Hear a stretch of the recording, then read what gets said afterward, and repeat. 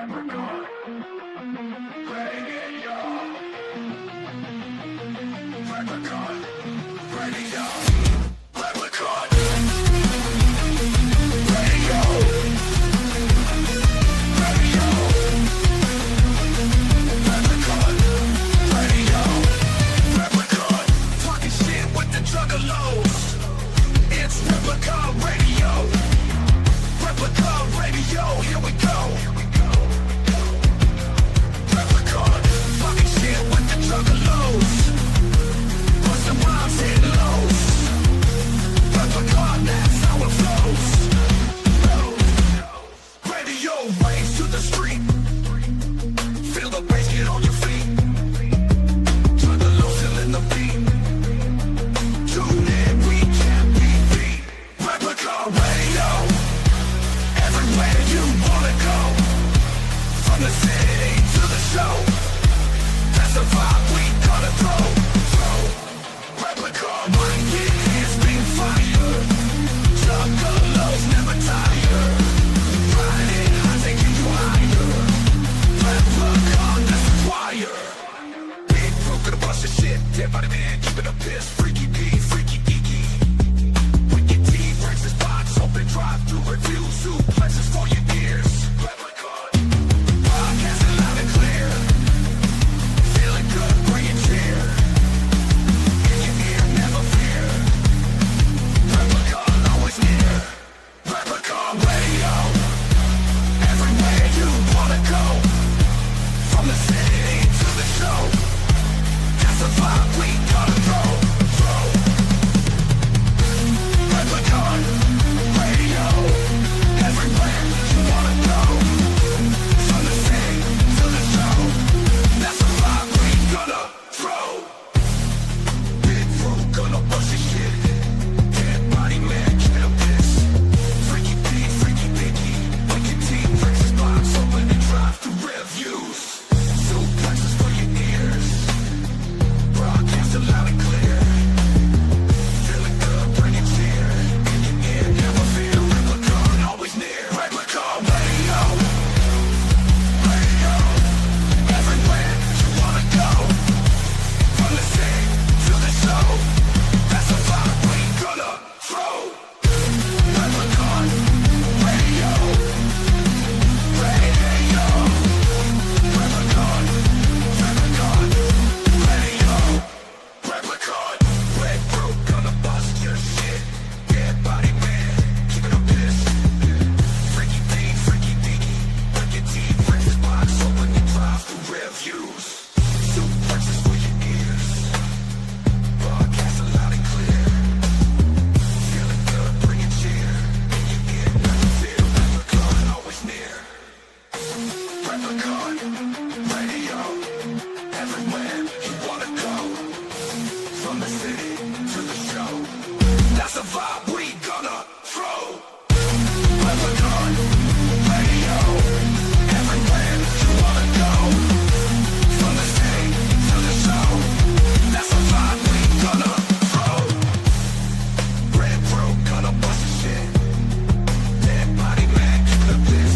Freaky P, freaky geeky. Wicked T, breaks his box open and drive through reviews. Suplexes for your ears. Broadcasting loud and clear. Feeling good, bring it cheer. In your ear.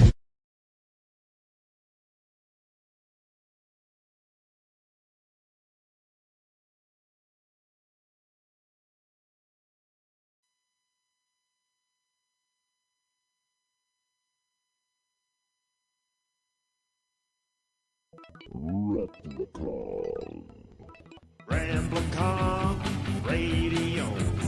Replicon Radio.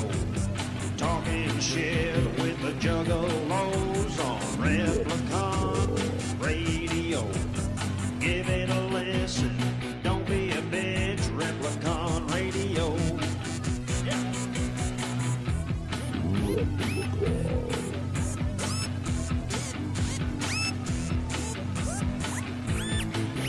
This is Replicon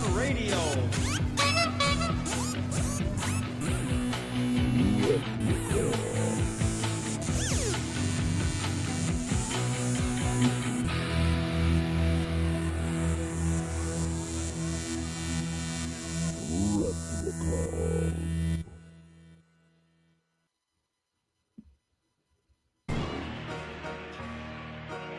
If you'd like to get proud sponsor of Replicon Radio, just email Replicon. Yeah, yo. What's up, everybody? What's up? Yeah. Well, yeah, from last week. Yeah, the guy. Yeah, you know. Yo, what up, everybody? Everything's different. They're like We're back in the studio. In case you didn't know. Right, that's so We're back in the goddamn studio. we're back in the studio. Rue's back.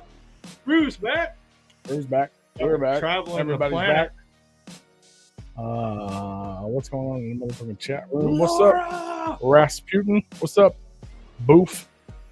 Real quick. Can you get the emails? Boofy. Football. I'll do shots. I don't know for me, but I'll do shots. Rax needs the book to Replicon. I don't know what those words mean. Just throw it out. Hey, we would love you to make us an alternate intro because we would play it to death until you hated it. So. We shout out to the House of Id that made the first one. Shout out to House of Id. Fuck yeah. Shout out to House of Id. Mm-hmm. Tigger King in the building. Casey Gillette in the building. The best a man can get. What? Oh, that you're talking about that guy. You're literally referring to the guy that's in the chat room as Rax. His name is Rasputin. But I thought it was Rascar. So I'm fucking confused. Laura Guile in the motherfucking house. What up? We miss you too, Laura. I'm gonna do more shots. Yeah. Let's do shot. I told you to come to Lights Out. We're all gonna be at Lights Out. Yeah. You were talking about going to Lights Out and then debating on maybe you should or you shouldn't. You should. All three of us are going flying to Lights Out. Our first ever Replicon Radio flight trip. Well, let's not get ahead of ourselves. We are going to get on an airplane and hopefully make it to Lights Out. The flight's out. The Lights Fuck Out. yeah. Let's Bruce already had some shots with his flights out. I said lights. We just wanted to say something stupid. Fuck yeah. Either way, you guys should go. Even if we don't make it, you should still go. Yeah. We're going to hop on a plane For the first time and ever, hopefully we make it. three of us. It might be too heavy. That's on there. But you can get tickets, man. Lights Out 7, Light, Gear and Bitten, Buckshot, Comes to Vampire, a la Zululu, Make My Motherfucking Day, Dayton Family, Project Board, Wickedwood, Our Inner Circle, Meat Hammer, and Trilogy at the end of this month. So before you spend all your gathering money, get you. And us, we're going to be there. We're not on the fly. But we're going to be there.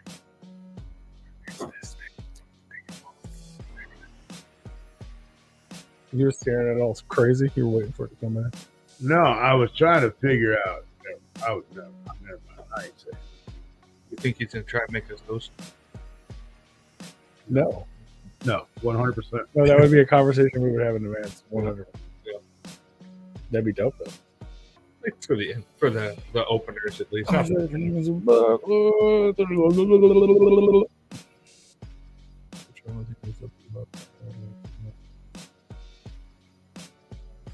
Why?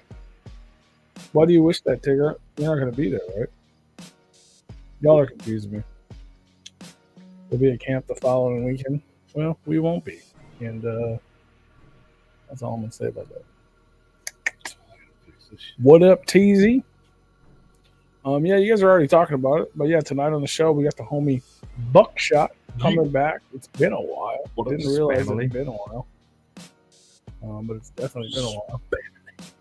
And we got, for the first time ever, first interview ever, Derek Melvin. You guys don't know who it is because it's first interview ever. But he is the man behind all the art that goes on at MOBSTYLE Music, which... That's a lot. That's a lot of art. art. A lot of stuff, man. So I'm excited to get to know him and learn about oh, nice. all that. So it's going to be dope. You're on a train to the gathering? Nice. I thought that only happened at the gathering. Right. He's just sitting on the drug bridge. Yeah. Wrong place.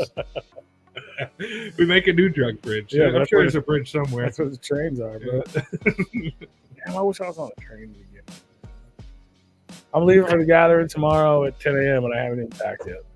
Oh, dude. Shit.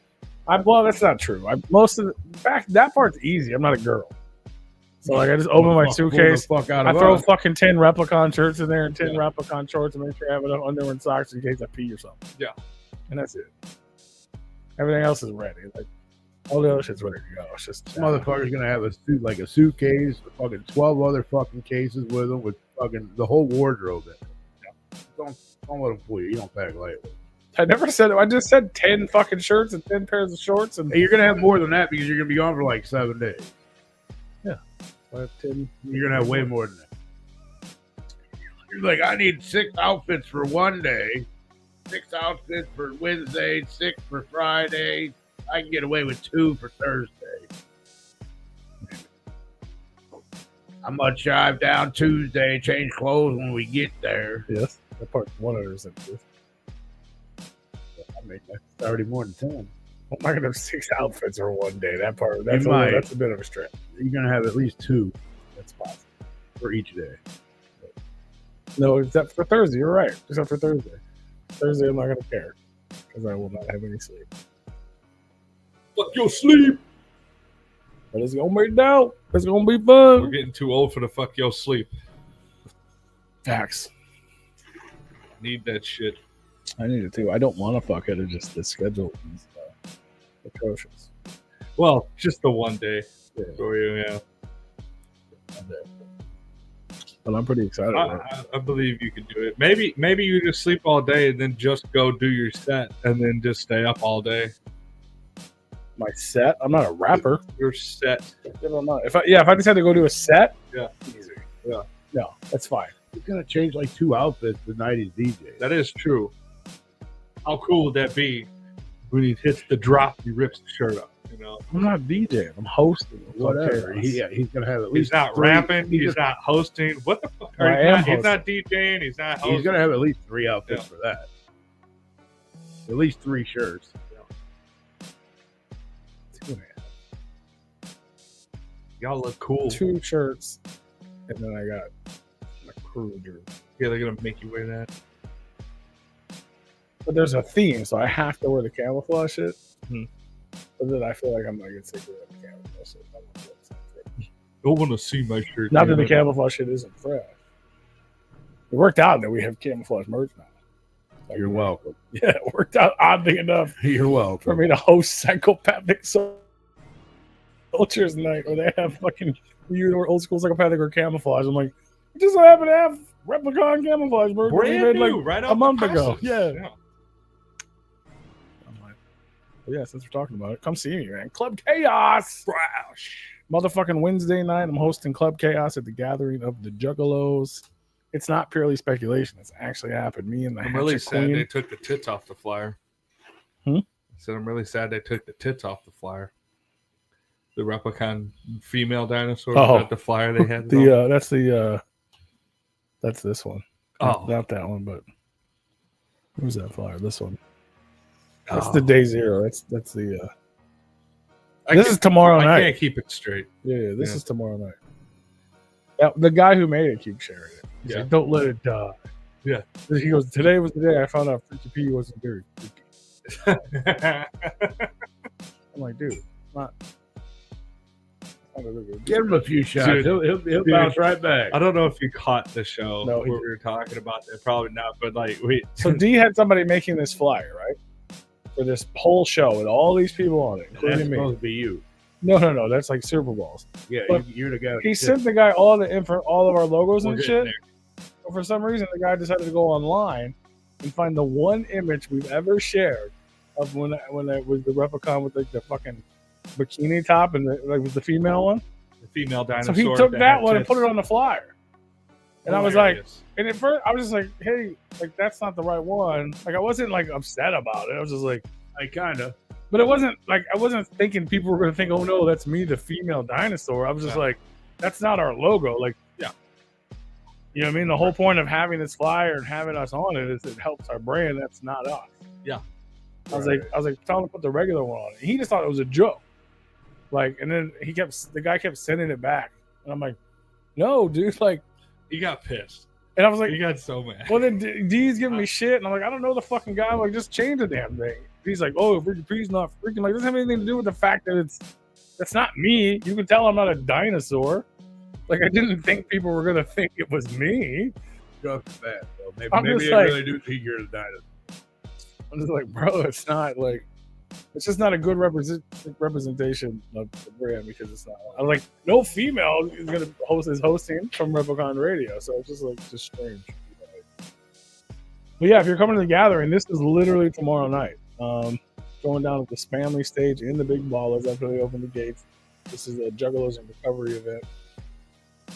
Shit ton of performers, including Risk, the God Mummer, and Stack Styles from Suburban Noise, and lots of other people.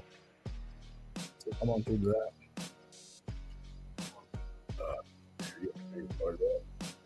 What? What was that thinking? Juggalos and Recovery? Yeah. I said that. Pokey. Yeah, it's a celebration of life event for Pokey. There you go. And all the fallen soldiers. And it's to help raise money for.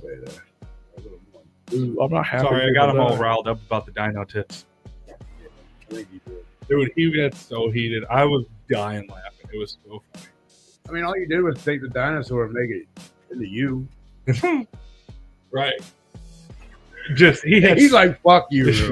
I'm a fucking it was dinosaur. funny because it was a back and forth, and then like it was an honest back and forth, and then out of Was it nowhere. really honest though? Because like if Because it somebody wasn't tells that. you to change an image, you would change the fucking image. Well, yeah, it was just like a normal, like, nothing weird. Right. And then Juggalos made it fucking weird. Yeah. So then it got Imagine that, annoying. yeah. You know what I'm saying? Then it's like, Right. oh, Freaky Pete.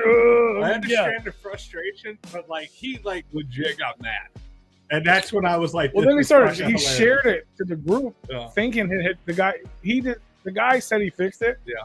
And then D shared it to the group of like 50 people. Yeah. And I was like, D, what the fuck, dog? He's like, oh shit. I think he said he fixed it. I just believed him. He didn't look at it. I'm like, God damn it. Because so the guy was fucking with him like through me. Yeah. I'm just like, bro, whatever. Leave it on there. I could have. I mean, and I get it. It's frustrating. It's just how mad you got, how quickly. I think it was 'Cause on it- purpose. No, it was by the guy who was making the vlog. Yeah, yeah. But I we really were. didn't think he wanted. I really think he didn't want to change it. Yeah, we were talking to D, and D was at work. I think he thinks we're just a bunch of bitches. Oh, we're fighting. That's what I think. Are you seeing him at the gathering? You should fight him. I'm not You fighting ain't gonna fight nobody. Not gonna fight. I was talking about the other guy. Motherfucker, I'll buy you a beer. You got Bud Light? Yeah. You got Bud Light, buddy? I'll drink a beer with you. You got Bud I Light? feel like that's an Why are inside we reference. fucking hating on me all the time, We're at the gathering. You got Bud Light. I'll drink Bud Light with you, buddy. I mean, I will. Man, I wish I was. If you got Budweiser or Busch, so I don't drink that, buddy. But you got Bud Light. I drink Bud Light. I don't buddy. know the reference either. No. All of a sudden, I think I'm Jim Job. Kind of. That's what I feel like. I'm either Jim Job or fucking ABK. You know? What up, mom? I won't be a cool face either. While we're doing this, real quick, I got two people I met Saturday after the golf tournament who actually were pretty cool people. Aw. One guy is an artist and he actually does like pinstriping for a living, but he actually like draws some shit too, and he's pretty fucking amazing. Is it Michael Perks? Dude's fucking badass. He showed us a bunch of his pinstripe work and shit. The dude's fucking stellar. And then his I want to say wife, but I'm pretty sure it was just a girlfriend. Ray Lynn Rose, but she's an author. Ooh. Writes books. What kind of books? I don't know. I didn't look at it yet. Well, I just told him I'd be giving him a shout out. Is that Lynn with an I or a Y? Raely. Very nice What people. was the last name? Rose. Very cool people. Kind of chat shit with them for a little bit. He usually does like a little live. Oh, Raylan's one word. Michael Parks goes live on like Facebook and shit. He was gonna put us on his website, Yeah, and he decent does amount. like live. He does a couple like live shows and shit too. But 9 books. He was definitely going to shout us out, throw us on his website and shit. Hell yeah. Because marketing, that's what we do around here. Shout out. Okay, this one says she has 15 books. Thanks, Google. I'm not quite sure how many. Yeah. Welcome from I think Manchester. it's at least 15. Yeah, And they look like romance novels of some type. I'm sure they are. She's got pretty good ratings on her book. They're all like 4 stars. Out of 5? Yep. Yeah, so I wanted to give them a shout out. Very cool people. Love it not. Rome Govers. Oh, Virgil from Manchester, England. What is your respectful favor? he's I going can to tell I us can about only imagine. sexy Hillary Clinton again. Sexy Hillary Clinton. Yeah. Let's see. Fuck yeah, bro. Let's see. You missed a hell of a couple shows, bro. I know one day you were, Oh, you were dude. hiding in the cupboard, but Dad. kind of glad I kind of missed him. Dude, I At think least one of them. I think you would have just been right there with us, been like, I probably had some questions, bro. oh, And it might have not been so nice. I don't know. You guys know me and how very blunt of a person I can be at times, or all the time. The Replicon free for all definitely lived up to its name. it took a minute. It Yeah. was a slow burn, and then it it really finished out great. Fuck yeah, bro. And shout out to fucking Belushi Speedball. Yeah, that dude's cool. I guess I showed up at the wrong time on a free for all. Yeah, I mean, you did all right. You were the juggalo in the cupboard. That made for some fun Yeah, interaction as he well. cheers them. I did. I remember I know. doing that. Yeah. I was feeling pretty damn good. I mean, it was his birthday. Yeah. But Yeah. the day before. Hell yeah, no, you came in at a good time. I just wish you'd have seen the what we didn't know was coming. Oh, I did. I went back. Yeah. No. I don't even know what to say. Well, I hope your dinner's delicious, Laura. Yeah, what are you making me? What you cooking? Honey, I'm home. What's for dinner? Ding dong. Milkman's here. Let me get some dinner. If you guys missed any past episodes of Replicon Radio, you know you can rewatch them on Spotify, YouTube. All of us, all the episodes. Bro, dude, And I've been me. fucking like. Speaking is the first time I fucked that up, but I've been fucking wobbly and shit today, bro. Okay. Like, Bro, I need to go to the doctor before you go to the gathering. I feel like you're saying the same thing. What up, Ginger Bin Laden? The doctor, you're going to go to the doctor gathering? Yeah. Doctor gathering, I'm coming Gathering to see you. is the doctor, bro. Like, you know what I mean? doctor gathering. Gonna release all my woes into the woods. My wood, Oh, chicken pasta with mushrooms. Nice. my wood woe. You can put them mushrooms off to the side. though. Facts. I'm gonna say that. Whoop whoop. You just watched a press conference with Pam Bondi and Trump. Boy, she is hot. You have her phone. That's your serious question? Yeah, he wants to know if we have a phone. I don't. Let's ask the crowd. Does anybody have her phone number? No, I don't have it. Anyone going to lights out? What a great question, Ginger Bin Laden. Great question. We just talked about that. The whole first introduction to the show. Great name, by the way. Yeah. We're all going to be there. Hey. Just don't blow us up. All three of us will be. And in we're the going to be house. on a plane, so don't blow that one up either. I'm pretty excited about What? Like- What part? blowing up. No, All of us being on lights out or all of us being on a plane? all the above. All of that except for the blowing up part. We're probably not even gonna make the flight. We're gonna get kicked off the fucking airplane. You know that, right? Why? You're going to be drunk already? It is later than our original plan. See, that's why I was like, yeah, put us on a 5 a.m. flight. Don't want to be drunk yet.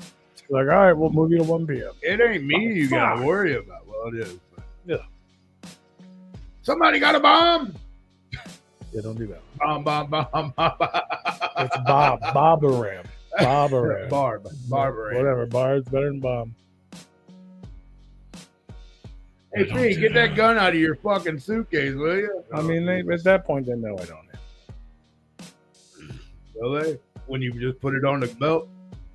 Oh, Pete, did you grab that pistol out of your bag, I'm bro? not even- I can't afford to take a suitcase to lights out. What are you talking about? Hey, y'all, P got a dildo up in his backpack. Don't worry, TSA will find it. Yeah, those are fun. TSA doesn't mind that. Oh, man. this All is y'all cool. going, and damn, all y'all going like that. Fuck yeah. Fuck yeah. I hope they don't turn the lights out. The lights are getting Darkened. What else? There's so many things happening. I'm excited. That's in like 2 weeks. It's so close. So close. Fancy football draft is next Friday. Bro, Actually, I got to set that up. there's so many things happening. Well, I try to have it as close as I can, but we're going to be gone Yeah. all the way up until, so that's the only weekend that's like really free. And I can't do it that Sunday because that's that fine. Sunday, That's fine. I don't care. that Sunday there is Sunday. I got my other draft. When we're there, No. Before lights out, the before the 22nd or whatever. Yeah, we got it on 24th that Sunday. Mm. It's my money draft, and then then I'm gonna do ours on Friday, the 22nd. bro, life's crazy right now. Oh, that's all I know, bro. But I'm not mad at it. It's a little. He's been traveling almost as much as you. It's like it's stressful, but in a good way. You know what I mean? It's like, Yeah. I'm enjoying things. I'm like, Jesus Christ, for real? We're like, that's why I'm like, okay, I booked that thing. It was like I booked fucking 19 other things. I Right. forgot about that one. Let me get that one done. But yeah, Oh, fuck. that's fucking crazy. You were gone for a fucking week and a half, and I went to fucking 3 different states while you were gone. Right. You know what I mean? And I'm leaving in the morning for the gathering for 6 days. Wild. Yeah, I don't have anything else planned until we go to lights out, and then after that, I get back from the gathering, we're gonna do the draft. Then I'm going to Lincoln Park. Then we're going to that. Then I'm going to fucking South Padre Island for fucking 6 days. Then there's like 3 shows the week after that. Park the same day. That's Saturday here in town. Oh, Saturday in town. well, you're gonna have to work a little later on Friday. That's fine. That should be fun. That's wild. I mean, do I set one up at 10, the other one up at 11:30? Yeah. Give us a kind of a little break in between. Oh, you said 11. Yeah, that's fine. Well, if one gets done in an hour, then we got to switch over to the other one right away. We talk about fantasy football, y'all. If you haven't signed up yet, it's your last chance, obviously. Do I have to click accept on anything? Probably. Okay. I haven't done that either. God, yeah. You probably got my emails. I'm sure I did. I don't ever really check. I've gotten emails. If you were in the league last year, you should have gotten an email. Please click it, sign up. I'm If you- assuming everybody's there unless somebody changes. If you I got don't want people to like- play, let us know. Don't just fucking let it go like we're doing right now. You know what I'm saying? Like, let us know that you don't want to play because other people do want to play. And if you do want to play, all you got to do is send us an email at Replicon at gmail.com and we'll get you signed up. And we're literally going to do the draft. Yeah, that's in fucking 11 days. That's crazy. Do me a favor. Who? Either one. What is mountain? Give me the mountain.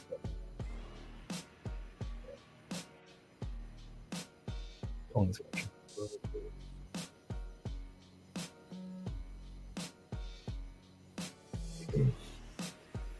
Uh, 20 seconds. I missed him.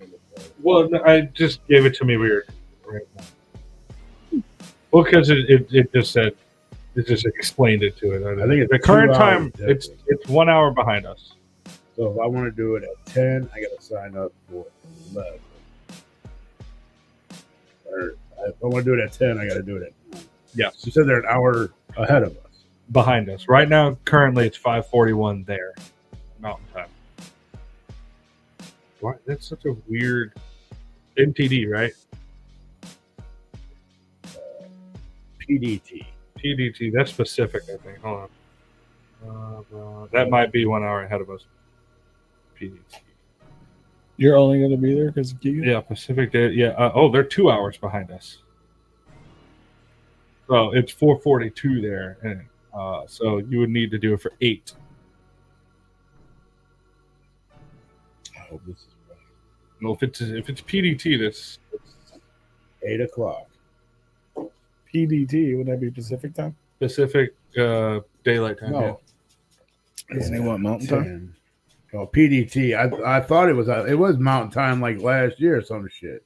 I don't know why you can't just change it to Central. Yeah, that's weird. I don't know why either. Don't know why. All right, so 8 a.m. will put us at 10 o'clock here, right? That'll be for the first one, the first league. Should we let Chew set it up?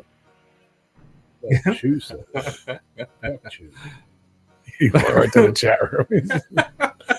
he's not there. He might be, but I'm just saying 8 a.m. Pacific time, so that'd be 11 o'clock or 10 o'clock here.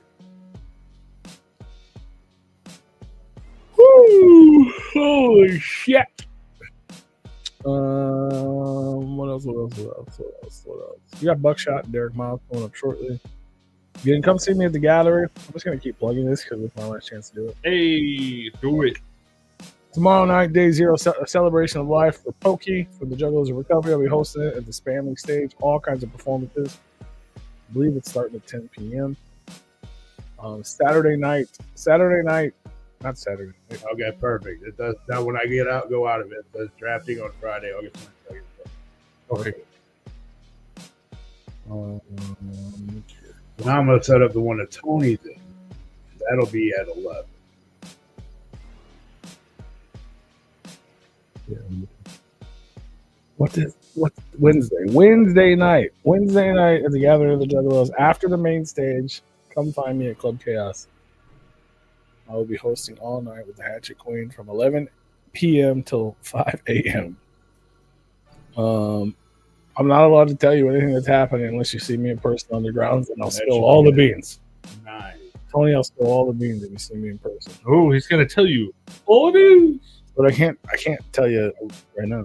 Did we agree with 11:30? Yeah. Or 11 o'clock? I think 11:30 or 11 o'clock. He Yeah. said 11:30, and he goes, "Yeah."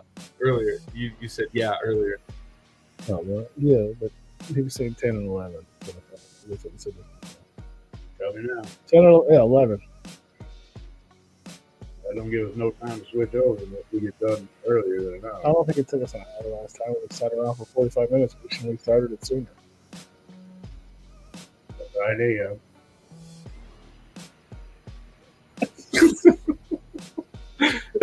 No one can see that, unfortunately. I was scratching my foot on the bottom of the fucking pole and it just scooted the whole thing over. Good thing to share. Anyway, fucking Club Chaos, bro. I can't tell you what the fuck's tell going you all on, about it. but I can tell you it's gonna be fucking fun. There's a bunch of speakers. There's a bunch of performances. I made a post about it earlier. I just give you like keywords, you know, like there's gonna be L's in a good way. Yeah. You know what I mean? Yeah. You might get attacked by a grizzly. Ooh. There's gonna be Jello shots in the mountains. The theme for the evening is psychopathic soldiers. Yeah. Think snow soldiers in like James Bond movie. Or like camouflage. Yeah. Or just psychopathic gear. And then and we're also gonna do for anybody that's like that knows me or knows us for a long time, that knows I used to work and do shit with Havoc.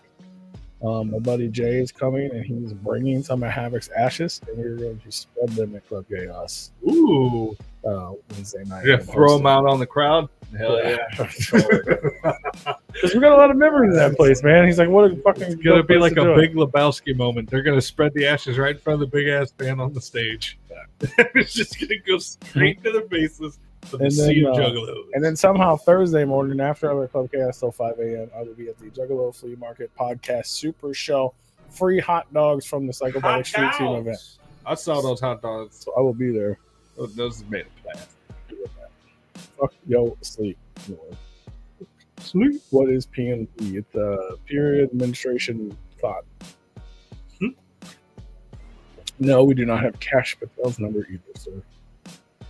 But yeah, so lots of things going on at the gathering, and besides those places, I'll be other places. Yeah, we're thinking about so many other places. But those places officially, I will be there for all that time. When you get a chance, go to your football. Let me know if that's online. I don't even know how to log into the thing, but I never did send it. I did get emails from you for both of those just now. Then may know. I don't know. Chat room, answer that question for me while I check my email for Rue. Virgil from Manchester, England would like to know if you think Ted Bundy was a psychopath or just misunderstood. No, he was definitely a psychopath.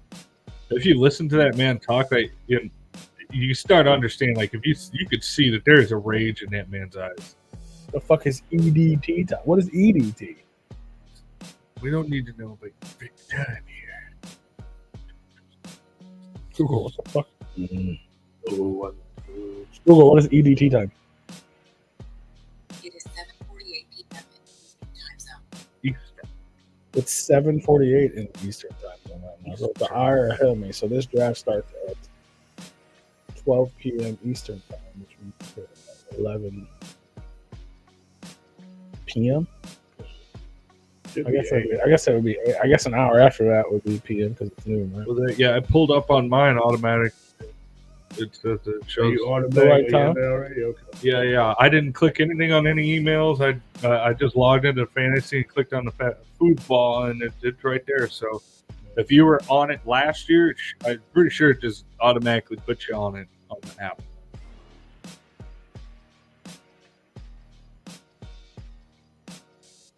Ted Bundy would have. Oh, he would have been a monster, Holy crap. like even more so. The dude would have been goated.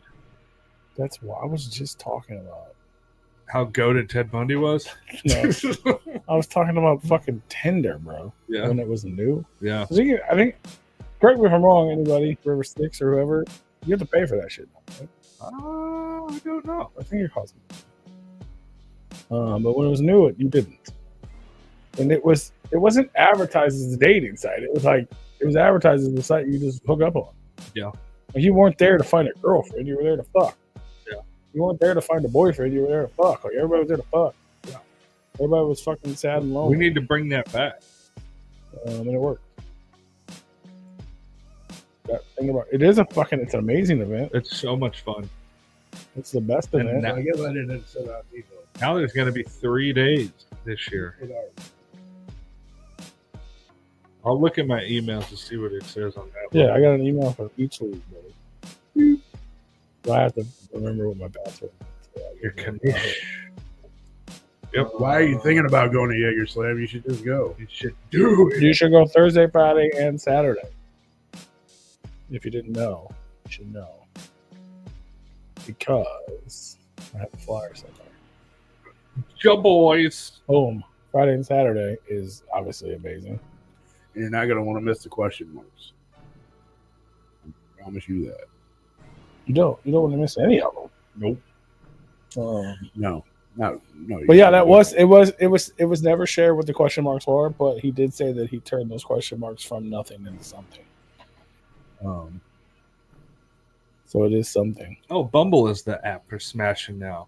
Is that right? Good. I'm glad that there's still one out there. You know, But you do it, but then you have to pay for it now, right? Does it, I don't know. I mean, I can download. well, that was the Tinder question. So I and don't figure it out. I think Tinder you always had to pay for if you wanted to like get the matches or whatever. Yeah, It's yeah. free, but if you want to get the matches, Big Dick Dinos draft 10 a.m. August 22nd, and Big Sexy Foosball draft at 11 a.m. on the 22nd. that is not the name of the league. Big Dick Dino. Well, yeah, it's Replicon 1. Replicon Hold 2. on, Casey. He's coming. Apparently, that's the name of my team now. Calm down. We got other time to fill. He ain't here yet. But he's gonna be here. But yeah, if you didn't know, man, if you didn't know, I got another flyer. You can use Tinder for free. It's basic features. But there, let's see what's behind the Look at that. paywall. Basically, if you want to use it, you might as well have to pay for it because like you only get so many likes per day and shit like that. Let's see, you can rewind your last swipe, so you could go back to something that you accidentally clicked off of. So basically, if you want to use the app without being incredibly frustrated, you pay for it. But you can use it for free. Replicon Radio's Jaeger Slam pre-party. It's a total extinction party. We're bringing back total extinction. Yay, yay. It's going down Thursday, December 4th. Where's the fucking update? Where is it? What is it? What does it do? I don't know. Why is it doing what it's doing? Fucking buttered sausage over here. There you go. Tickets aren't technically going on sale yet because we have not announced the lineup yet because we're working on What if? Hold on. some things. But you can buy VIP bundles right now. It's going to get you your ticket. It's going to get you a super exclusive limited edition motherfucking Replicon Radio Total Extinction shirt. Which that's your $50 right there. $35 for a shirt and $15 ticket. Plus, on top of that, you're going to get a first ever VIP collectible laminate. And you're going to get one of those shiny holographic stickers right there. Laminates.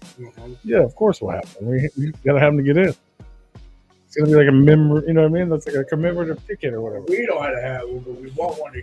Well, yeah, because they're going to be dope. Of course we want them. But you can buy these right now at repliconradio.bigcartel.com. Yeah. That's why I wanted to tell you. Yeah. Regular tickets are not on sale yet because we're not going to sell them until we announce the lineup. Correct. But you can buy these in advance because it doesn't matter what the lineup is. You get all this fresh shit, and these are only available till October 31st. So when Halloween hits, this ends, so that way we can produce these products for you. And we're only going to make what's sold, besides the ones for ourselves, obviously. Remind them what they get out of all. You get a ticket to the event. Is that covered just our show, right? This is just our show. Just the pre-party. We are in talks with Andy to make a big bundle. Which is going to cost more. Yeah, it's probably going to be $100. But you can buy those tickets in advance right now for I think $30. Yeah. So $30 you get the weekend. Yeah. So $80 you get all 3 days, a $35 shirt, holographic sticker, and a VIP limit. But just buy this $50. Our shirts are $35 normally. They're high quality, fully sublimated jersey style shirts, and the only way to get this shirt is on this bundle. You sent me them. Yeah, I was like, Okay, because I did not read it that fast. no, I know that. All right, that's what you're like. Okay.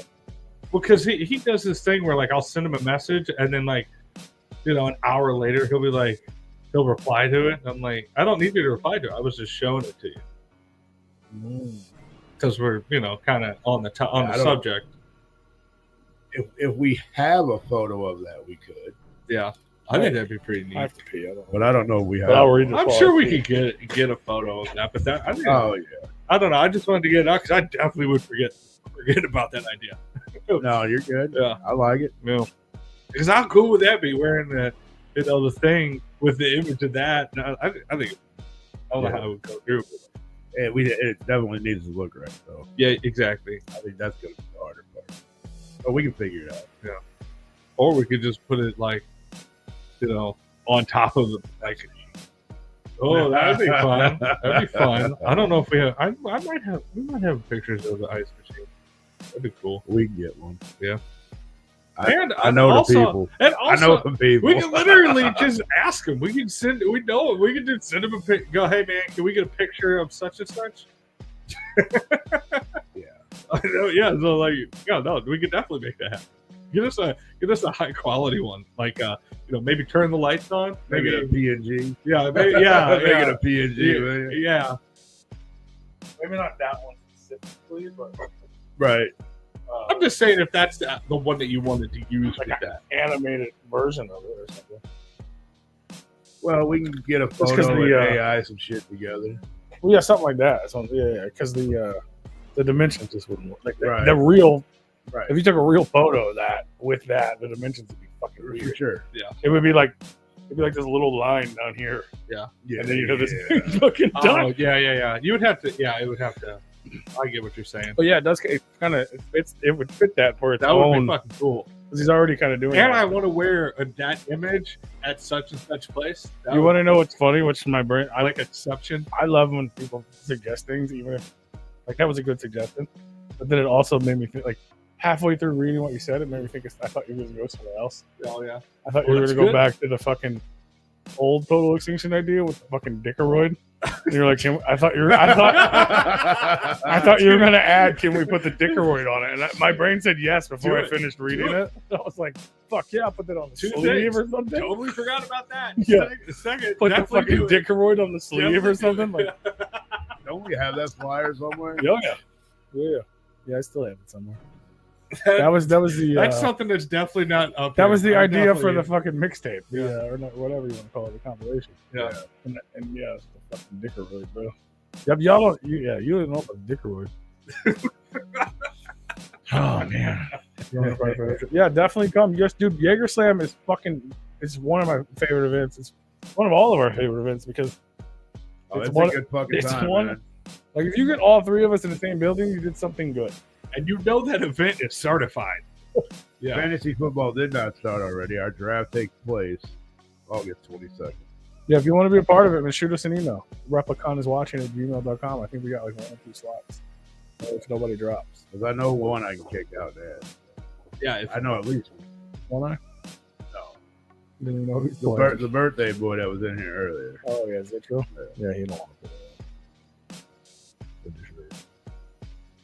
But yeah. If you want to play fantasy football, the draft is in 11 days. So shoot us an email at therepliconiswatching@gmail.com, and you will get an email back from Yahoo Fantasy Football. And we'll put you in one of our 2 leagues, and you'll hang out and talk shit in the chat room. Oh, speaking of that, since we're talking about fucking merch, we shouted him out earlier just because he's dope, but shout out again to fucking House of Id yeah. Shout out to him. because he did something fucking crazy. Okay. All right. We have a Patreon, right? You guys can join our Patreon, patreon.com/Replicon Radio. $5 a month, you get access to our Discord. You don't need to be in a fantasy room chat room. You can access us anytime you'd like on there. That is true. Or you can be like the smart people and be part of the T-shirt tier, where every month you get one of our fresh ass T-shirts for less than what we charge for T-shirts. Yep. It's fucking insane, right? Yep. There's also higher tiers. Believe it or not. There's a hoodie tier that people wore once a part of. Oh wait, there's more.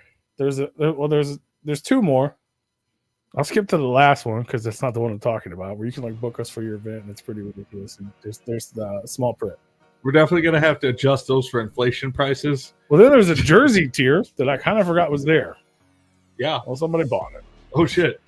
So shout out to House of Vid. He asked me, he wanted to make patches for his vest. Yeah. I was like, yeah, maybe eventually someday. Like, we made them once before for something they didn't work out. I was like, but I think I have a couple if I ever find them. And I was like, just make your own. I was like, you approve that? I'm like, yeah, if you just make one for your vest. Like, yes, but you'll make it up to me someday. Yeah. Like, you'll buy something. And then 1 minute later, he upgraded his Patreon. Hockey jersey too.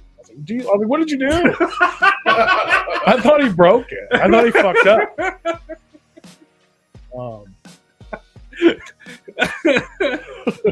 But yeah, shout out to him. Shout out to all of our Patreons Awesome. anyway. But I'm gonna show. We can't get out. Yeah, when it was made, it was for a really different company. But yeah, we can still do it, just not thing. But I think this is the one I wanted to show you guys because it made me think of it. But I think this is the one. Obviously, I think this is the one I'm looking for. Just something different than what we have already. Yeah. So From that spot. So. Yeah, yes, but yeah, join our Patreon, man. The T-shirt tier is insane. And fuck the hockey jersey tier. Oh shit. yeah. But I didn't even know we had 2 separate jersey tiers. well, one. Well, you said like jersey tier and then a hockey jersey tier. Well, no, that is a hoodie. There's a hoodie, Oh. shirt, hoodie, hockey, or Oh. shirt, hoodie, I mean, we can make Jersey. separate tiers. shirt, hoodie, jersey. Yeah. It's not specific to hockey. Yeah. I literally asked him. I was like, "This picture shows hockey, but I was like, either you prefer it. You want football? This is your world. You know what I mean? Like, Yeah. We get football. Well, if baseball, he stays basketball, with too. it, then yeah, fuck yeah. But I'm saying this one at least. Hockey. I mean, hockey. That's all usually my pick. Dude, he would be fucking dripped out better than us Oh, if he yeah. stayed on that tier. Oh, fuck yeah. Yeah. I wouldn't say that. I gotta feel. Yeah, he's got to stay on there for a while to catch up the roof. Which I am working on. Yeah, shout out to all the Patreons. Man. We appreciate the hell out of that shit. Your fucking $5 a month helps us out a lot. It does. That's half the reason we have the dopest merch in the fucking world. It's because basically you guys all pay for us to make one shirt a month. That's really what it breaks down to, if we're being real. Yeah. You guys afford the fact that we make one, but having to make that one shirt forces us to make What new shirts. Yeah. Yep. We're gonna be hurting if everybody runs out and joins that T-shirt tier. Though. Just let's be real. We wouldn't be hurting. If who else is We would be paying? the For opposite of hurting. Okay. Well, if they join it, they pay for it. What do you mean? Yeah, but It does cost us money in shipping.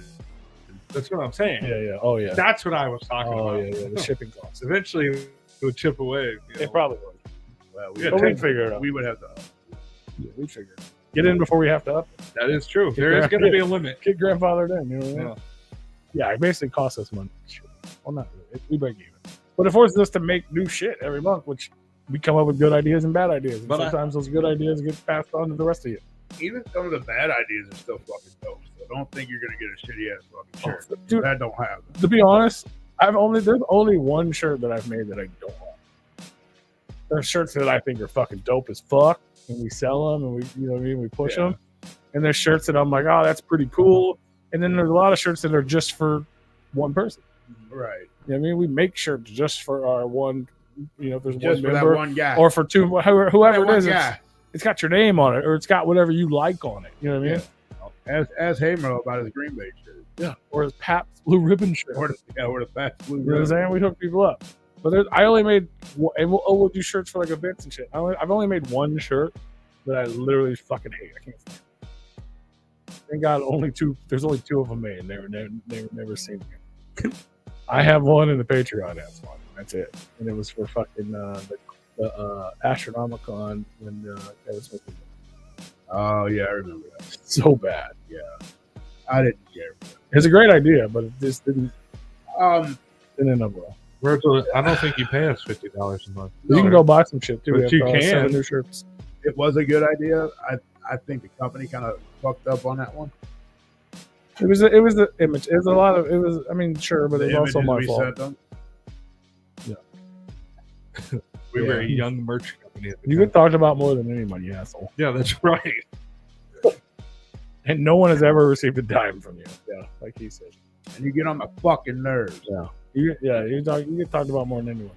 We even offered to have you on the show, and you got scared. So Oh, poor little Virgil didn't want to come on the show. He got the little scary pants on. before we get to our guest, I'm I just kidding, did man. want to mention. Yeah, he couldn't hear us that episode. Yeah, kept right. talking I'm to us. just kidding, man. I'm kidding. Where do I want to start? So I went and saw Twisted. Sorry. Twisted's on the 20. I'm gonna talk shit. Sorry. You weren't Good. there. I wasn't, but sorry. Good. I'll talk to you. $40 for a t-shirt. $200 for a jersey. Well, the $40 t-shirts were $40. Yeah. All t-shirts are 40. I think so. Why? Inflation? Fuck. Okay. I don't know. $200 for a jersey. I don't know. I didn't know. That's crazy. I bought CD. Sorry. I bought 2 CDs. What was that, $30? $15 a piece. Those went up. They used to be 10. That's what I said. I did say that.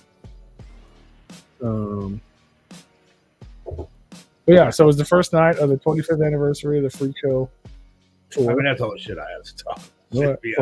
Well, that's fine. I should talk too. Yeah. It was a great show. It was a good time.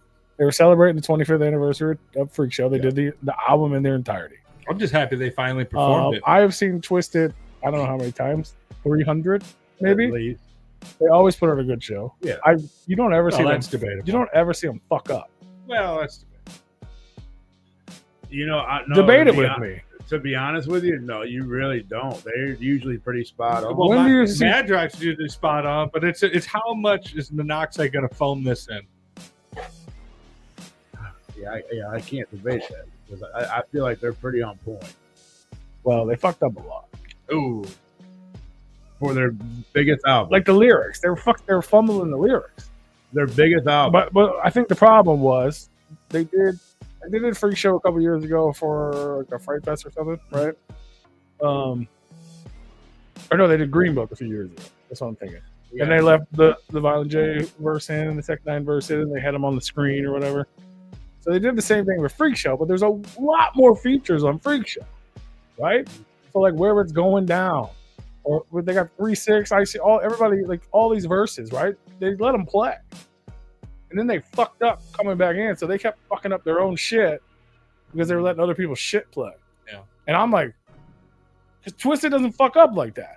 You know what I mean? Like Maybe everybody gets throw on them Violent J for forgetting lyrics and shit all the time. Twisted doesn't Right. do that. No. Love them, hate them, they don't do that. That is true. So to watch them do it, I was like, what the fuck is going on? Yeah. You know what I mean? It was night one. I mean, excuses, but it's like, no, like They still put on a good show. Outside of that, it was still a good time. Yeah. But it was like for someone like me who's, people have given me shit for being a Twizzler. I was like, ugh. You know what I mean? I just look back and be like, bro, what the fuck is going on, dog? Like, Right. this is out of character. But I mean, it was a good show, but it was just like, I agree. like, I don't know if it was night one woes or what, but y'all should have rehearsed. But Well, you know my feeling on that. If you're gonna do an album, if you're gonna go on tour for an album, you better know your fucking album. the whole thing to me, I mean, that's anybody. That goes like even like when the Urge came. oh yeah, and they should there, know it. They should, and I think they do know it. I think. I mean, It was I'm just giving them an excuse. I'm giving them an excuse because I mean I've heard them rap most of the songs, But they know them songs. but they don't know them with everything Sure still they in do. it. But take it out. Like Would I you have understand. enjoyed it more if they took I it all understand people are gonna get fucking up, but oh no, you don't fucking. But it was kind of weird. Like not only them fucking up, like tripping over their lyrics and shit because of the extra verses. To see Twisted in 2025 on stage doing Freak Show, fine. Anniversary tour, I get it. Fuck yeah. But to see Jamie and Madrox in front of a screen that says Insane Clown Posse on it because their verse is rapping is weird. You know what I mean? I understand there's some people that get butt hurt. That Let me ask you this though: did they not give you like old school gathered vibe? no, it was a Seeing no. that name No, behind. it's kind of annoying at this point. Really? Yeah. Even though they're showing love, because that's I was. kind It of, didn't, it didn't feel. Well, I think that's the reason they don't disclude it. But at the same time, it's like I think they were doing it because it's you can put on a better show freak without It's it. a freak show, so why not play it in its entirety? Exactly. That's the point. They even did for the first time, to my knowledge. I could be wrong, but to my knowledge, that I recall, I saw something new. They did. I like chicken if it's barbecue. I've never seen them do that before. So I was like, "Fuck yeah!" You know what I'm saying? Like, so everything else at that point, I was like, "I'm good. right. I'm good." You know what I'm saying? I was like, "I like chicken." It was still a good show. Like, I'm not just hating on the show, but I would be. I don't know. I'd feel wrong if I didn't point out the fact that there was like at least 3 times, maybe 4, and I was like, "Oh God, like you fucked up." I mean, that And ain't that's- terrible. That's terrible. rare. It's just rare coming from them. Yeah. So if we hate on Violent J every time we mix fucked up lyrics, I gotta hate on them for doing the same thing. No, I get it. And I I planned agree, on but- coming here. But their 3 times or 4 times of fucking up does not amount to the amount No. of Sure, but they did it. others. But yeah, obviously it was still a good time. I had a great time. A lot of people there. It was super dope. And then they put out, like, if you go to the show, you can buy the free. They redid Freak Show. They- Twisted version. Yeah. They have it at the booth. It's not online yet, but they put out 2 singles, right? He bought that one. They did We Don't Die as a single, and I think Rock the Dead. No, I don't remember what it was. It was weird to listen to those singles. I was like, I don't like this, right? You open them up. And No, look for I'm it? saying like the ones they put out, the 2 they put out, I didn't like. I was like, I don't like this. I didn't hate it, but I don't like it. The original's better. But I listened to the actual album in full. No, somebody put it on YouTube. I didn't open my fucking video. I was gonna say. I was going to buy 2 until they were 15. If they were $10, I'd have spent $20. Since they were 15, I only spent 15. So you lost $5 on them. Actually, I would have bought 2 Blazes too, but that's beside the point. But as a whole, I like it. Like if you listen to it in its entirety, it makes sense. If you just listen to one song as a standalone song compared to the old one, you're like, it's weird. Yeah, I can see that. But in its entirety, I was like, those might be the 2 weird songs. But then it gave me another problem. Like I just said, it was weird to see them do it. Those verses aren't on Twisted's version. Why not do that version? Like you're promoting that version on this tour. That was day 1 of the tour. Why not do that version? I mean, that makes sense if they're re-releasing it like that. I mean, it makes sense. Like to where do it's that. going down instead of being 18 minutes long was like 2. yeah. You know what I mean? Like, but it is what it is. But they changed it a little. Some of it they changed a little, and it worked. You know what I mean? Like they didn't have Blaze on there. There's no features at all. I like the idea of that. Yeah. They're like, if we're gonna get rid of it, we're gonna get rid of it. Yeah, 100%. It's not just fuck them. It's just we're doing. This is our version. This is our thing. Yep, I agree with that. And it's not bad. It's not bad. It's Also, way they better probably when you didn't listen wanna to it in pay its for the entirety. re-features, because I'm sure you would have Well, to here, pay to you put can on it. answer this question. Who was doing the sound? Bakelo. Yeah. Fuck yeah. Shout out to Bakelo. They think maybe the DJ fucked up. No, it was Bigelow. Jobs there too, though. No, it wasn't. It wasn't. No, the tracks were fine. They were just tripping over the verses. That's 100% what it was. Like DJ Paul's rapping, and Paul thought it was his part because it's normally just them two. Right. So they do those songs live. It wasn't just like they haven't done Freak Show. Right. You know, one or For two sure. songs maybe, but Right. like if they do Where It's Going Down, they did the cut version without the verses.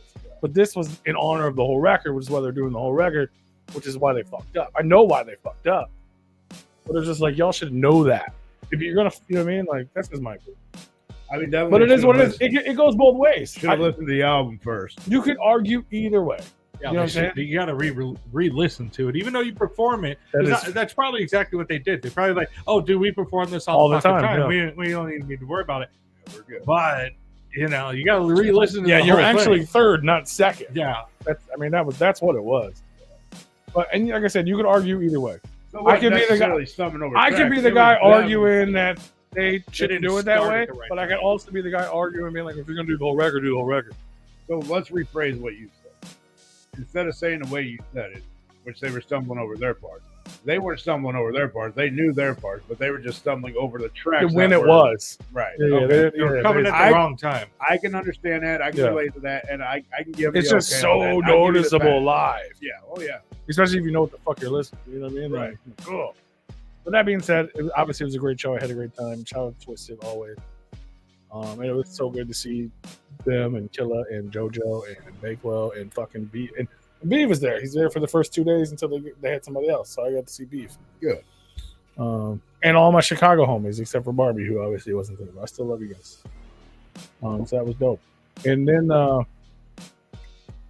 but yeah, if you get a chance to listen to the full, if you want to listen to the Freak Show, I suggest listening to the whole album. Like Old Boy said, he likes it. I don't hate it. I don't hate that single. It was just, It's a lot. It's short. it's A just lot. weird to hear it because it's out of context. Like, and Because it's you're so used to hearing different. the original. And don't get me wrong, the whole record's different. But when you listen to it as a whole, it's more familiar and it's cohesive. This is my What up, opinion. Merle? Hey, bro. But yeah, but I enjoyed it. I can understand that, but yeah, you probably should have listened and been like, all But they put the singles out. The record's not out yet digitally. right, right. I mean, that was the first day it was available. It was there. So a lot of people haven't heard it yet. But it's cool. And then Insane Clown Posse, the 6 comes out tonight at midnight. The Naught. I've been listening to it all day today. So I've heard it already. Is he special? I'm not special. Just someone said they had it, and I said send it to me, and they did. Obviously, Hey, you didn't put it in our chat. Jesus. Well, he would have been at work, and you wouldn't even have opened it. That's not true. 100% true. That's not true. I like how he said that I was at work, but didn't say you were at work.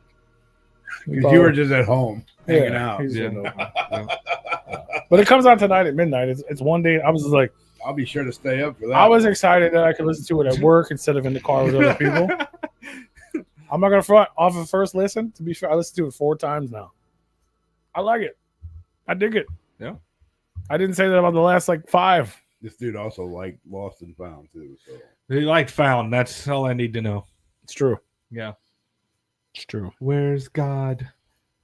So in other words, we don't need to worry about listening to it. What you telling us? I like it. I don't like all of it so far, but I like when I listened to fucking Yum Yum the first time, I was like, nope, I'm good.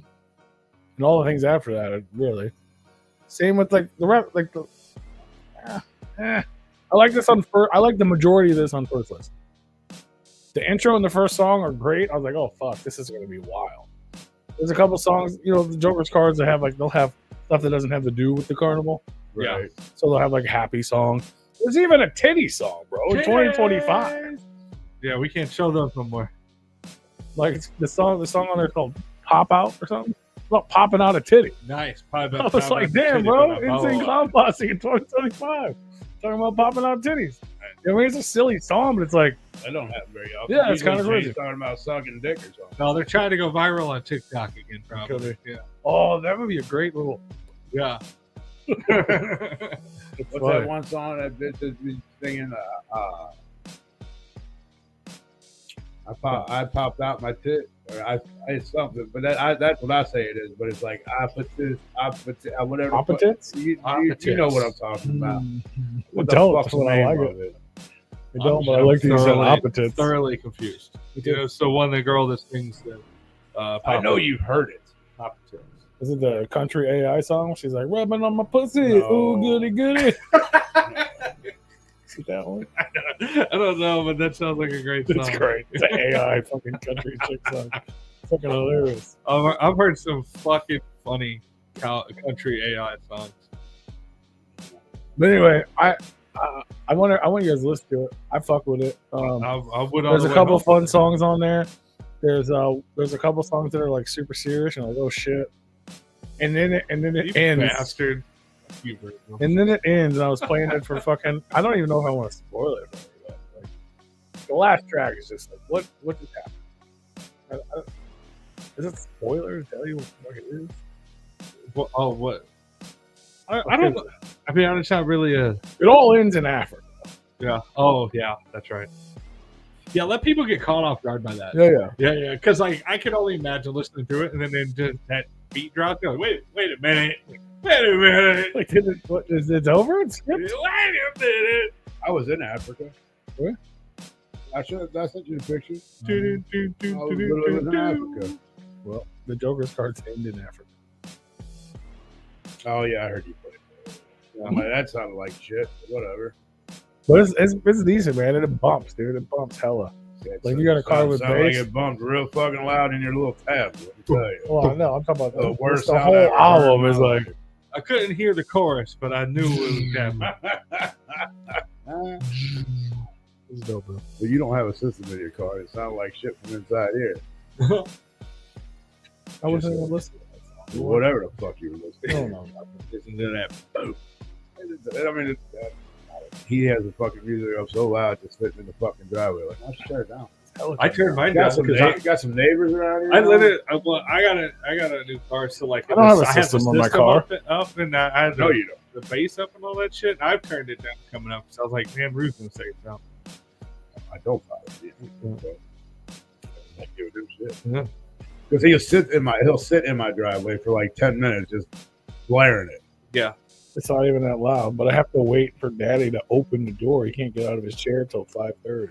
So if I'm here a couple minutes early, I eat my food. That's exactly what I do. I sit in the chair and I'm like, geez, here he ain't coming in right now. I want when my I me get out- time. I still got 10 minutes. That's right. It's me time. When I get out of the shower, I unlock the door after I go. Sometimes it takes a little longer for me to get out of the shower because when I get home here, I got some other shit I got to take care of before I can do it. You know what? That sounds pretty courteous that you unlock the door after you cover your dick up. I didn't do it one time. This motherfucker was like, what the fuck? I'm like, well, you keep beating on the fucking door. You keep texting. You keep calling. You keep fucking beating on the door. Like, okay, dog, this is what you going to get. Yeah. Happy birthday. There you go. I don't remember. I must have blocked it. You open the door naked? Yeah. He's like, you don't go to clothes. I'm like, no, motherfucker. You want to sit here and bang and beat on the fucking door? I think My dog go nuts. I think I thought he died. I remember the one time I was worried. You about died after you seen that. I'm like, I'm pretty sure this man just died on the toilet. Like, we got a fucking Elvis situation. I'm like, bro, you good? I think I remember hearing about that. Because it wasn't 5:30. It was like 6:02 or something. Like, dude, No, it wasn't This guy 602. dead? No, it wasn't no 602. he either. fell asleep on the toilet. Come to find out. That's what happened. That happened one time, but that's not when I entered the door naked.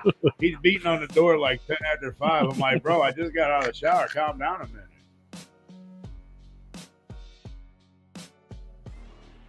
Shut up. Shut up, Virgil. Obviously blocked. So I stupid. told him, fuck you for the Seabiscuit account in the comments. I'm glad I can't see those. Oh, No, you don't have to put it up. well, he did it. Yep. Motherfucker said I look like Seabiscuit. Can you not hear? It's like, I wonder if can you not hear us? He just shows up and says random shit. And leaves. Fucking No, man. because he's confirmed it before. Oh yeah. Different shit. Like he just picks and chooses when he wants to reply to us. Until he just fucking He's a posts. monster, bro. He He's just a monster. he just posts random shit. He's a fucking monster. if he can't hear us and he's here as long as he usually is here, the dude's a psychopath if he cannot hear us. Because like he's just hanging out in a quiet ass room watching the screen. What are you doing? I don't think it matters if he can hear us or not. He's a psychopath. I think you're good. I mean, we love you, psychopath. You're our psychopath. Yeah. You're still a great person. Oh, he's back now. Yeah, he's back. I thought he had to leave. Well, his brother was. Well, he's back now. No. He had to change his body. His brother. I guess I don't know. What else is that? So Rue hasn't been here in 2 weeks. Welcome back, buddy. Hey, welcome back. I'm here. I made it. Happy. Oh, what happened? Where you been? Tell us about your I travels. did already up the last show, or the 2 shows before that. Well, we can't. You told us about your travels before they happened? I was already down there. Yeah. Well, when you were the juggler in the cupboard. Yeah. That's all you did? You stayed in that cupboard the rest of the time? Well, we went and watched Blue Angels Fly, which was dope. That was on Tuesday. I cried. I had alligator tears in my eyes. There's something about dude, the fucking deaths and watching them motherfuckers. The way they fly and they can put their fucking wingtips fucking 6 inches of fuck apart. Yeah. That's the way they fly. Fucking idiot. Love you, buddy. Hell yeah. And hey Merle, the draft is the 22nd if you're still out there smoking. But you're probably not. Watching Blue Angels Fly, that was dope as fuck, man. They practiced and they were fucking. It was really exciting. Wednesday, chilled at the beach. Went out to dinner. Went to Tin Top. This place is pretty damn good. Although they don't know how to make a fucking burger. Asked for the shit well done, and the motherfuckers came out mooing at me. I'm like, hey, bro, this look right to you? You're saying it was pretty good that you had a raw burger that you didn't order? I didn't eat it. I fucking sent it back. They had fucking. It's a weird done. thing to be like, it was pretty fucking good. Shout out. But everything there was terrible. No, they have good food there. The alcohol was good, I guess. They made good beer. No, you know what? I didn't drink there. I just had a pop. Mm-hmm. Down in the south there you can get cherry cokes. So I was drinking some cherry cokes. We don't have cherry cokes here? They were starting to get it back, but we didn't have you couldn't go anywhere to get a cherry coke or cherry Pepsi. Like on a fountain or something? Yeah. Gas station, like in the restaurants. Yeah. No, since I recommend that. Last year we went down there. We went to Tin Top. These motherfuckers just opened up like 2 days prior, and they were fucking trash. Oh, that was the place. They were open down the street. But when they bought the new building and then they had everything in there opened up, it was like nobody knew how to do their fucking job all of a sudden. Well, did they fix it this time? Oh yeah. Oh, dude, we in and out of there. Good.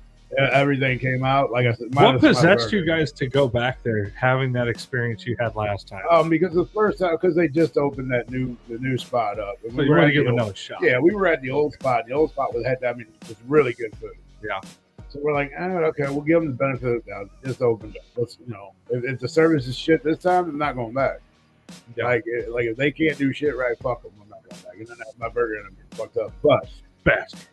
with that being said, though, when I sent it back and the manager actually came over, which I didn't even know he was a fucking manager. But cool. I'll wear a Manchester City cap. I will wear one. As long as it still has a tag on it, wasn't on somebody else's melon. They fucked my burger up, of course, and I was like, yeah. And of course, everybody's done eating, and I'm getting up to it. I'm like, y'all, I can get it. Oh, I don't care. It's not a big deal. And they're like, nah, man, we're gonna sit here and bullshit for a little while.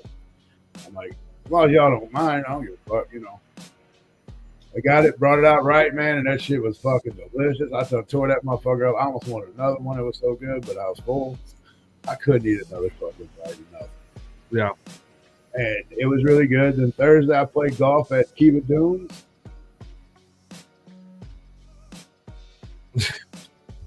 No.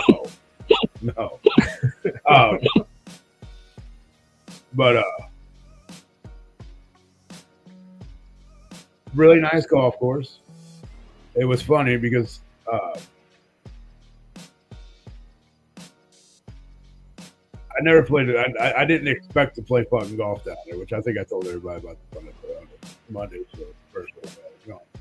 But I wasn't expecting to play golf down there. My clubs ended up getting stolen, but not stolen. They were put in the car, and I was going to take them out before we left, and then I realized they were gone, and then I was looking for them, and then I was told to calm the fuck down, and I'll be there in a minute. So then I knew something was up. It was planned. Yeah, it was. And then, so this dude Brandon and I, cool cat. Him and I are pretty good buddies. It's Kim's cousin's boyfriend, and real cool dude, man. First time meeting him, we kind of took together. He went down there last year with us, and he didn't know anybody, and so I kind of told him like, "Hey, man, like you know, pal around with me, like." We're gonna hang out. We're gonna have fun. He didn't drink at the time, and he still don't really drink. But Yeah. this year, him and I had a few drinks together. And shit, so he was starting to loosen up a little bit. But him and I played his second time playing golf. He played pretty fucking good. We had a great time out there. He had a fucking ball. He really didn't play bad at all, which I was really surprised when he said it's only my second time playing. I mean, he shot like 130 something, but yeah, I shot 98. I played pretty fucking good. Which is not bad. I mean, even for him, the second time out there, that's not bad either. Yeah. On a fucking, especially a really nice fucking course. Not bad. We got done with that. Oh, I forgot about the party. Also, we had like a little party. Tuesday, we had like a little party. All right. We did that was Monday. Where did we go to eat fucking food? Oh, yeah. Tuesday, we went to this place called Undertow. Had some shots there. Then went back to the condo. Hung out, and then I kind of had a party at our condo. I drank with fucking shit ton. I was feeling pretty good. I fucking, bro, it was lightning out. It was like storming, but not. It was lightning. It was lightning, a little bit of thunder, but it was way out in the fucking distance. So I sat on the balcony. I was looking out over the ocean, just watching fucking lightning, bolts of lightning, flashes of lightning. Like, it was a lightning show. Sounds great. I'm sitting there watching. I got my fucking speaker pumping. These people up and over from us, they just got engaged. I was talking with them for a little bit, and then they went in, and my party kind of whittled down a little bit, and I'm the only one out there on the fucking balcony. And I'm just jamming out. I'm fucking, speakers fucking going. I'm just chilling. Just watching the storm and just drinking, getting drinks, getting drinks. All of a sudden, I get, it's 4:30 in the morning. Well, I'm like, yeah, so I'm watching the lightning storm. I don't give a fuck. Yeah. You coming to bed anytime? Nope. No, I didn't plan on watching the fucking show. Well, I guess the party's over. I guess fuck, everybody's got a pooper. That's why we invited you, huh? Dang. Oh, I was mad too because I was like, it was your birthday. Well, I had another hour before the sun started coming up. I was like, motherfucker. But then I kind of regretted it because I didn't get out of bed till like 1 o'clock in the afternoon on Wednesday. I was like, motherfucker. I'm like, all right, fuck. I could be hungover. I can go down to the beach and have some drinks down there. So I grabbed a bottle of my cherry whiskey. Well, and I put about a 6-pack of beers in the cooler. You know what? Let's just, and then I made another little cherry Sprite. Yeah. That was for the road.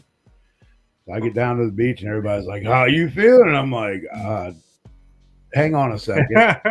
Give me about 5 minutes. There you go. They're like, huh? I took the bottle out. Bloop, bloop, bloop, bloop, bloop, bloop. Grabbed a beer. Bloop, bloop, bloop, bloop. Slammed the fucking beer. I'm like, hang on, give me another minute. Grabbed another beer. Boom. Slammed another beer. And then I sipped on my drink. And I'm like, I feel pretty good. There you go. Like, I'm ready now. Yeah. So level it off, man. Yeah. So then we sat out on the beach for a little while. Then went to the pool. And met a couple people from Indiana. They own a bar called the Checkered Flag. And real cool couple. They were there with a bunch of people that come into the bar and shit. And they were down there to go to Florida, Bama to watch a guy that they all enjoy that actually plays at this guy's bar in Indiana. Mm-hmm. And I told him, I said, hey, man, wherever, like, go stopping through or driving through and we got a little extra time. He's like, I'm downtown Minneapolis or Indianapolis. You can't miss it. It's like 5 minutes off the freeway. Yeah. I'm like, well, you know what? Next time we're passing through and we got a little extra time, we'll stop in and get a drink and have some food. He's like, bet. So they were really cool people, and all the people they went down there with. I mean, it reminded me of like a bunch of people from like my parents' old bar and shit. So I was like, all right, I dig this. And I was talking to all of them. We were all fucking just drinking in the pool, having a good old time. And then Saturday came. We were supposed to go. I was going to go over to the bar and watch the dude's band play or whatever, the guy that he knows play. And then Kenny Chesney's band was going to play before that. Not with Kenny Chesney, but his band created another band. Yeah. So they were all playing over there. And I'm like, that's pretty neat. I am not going to pay a $20 cover charge.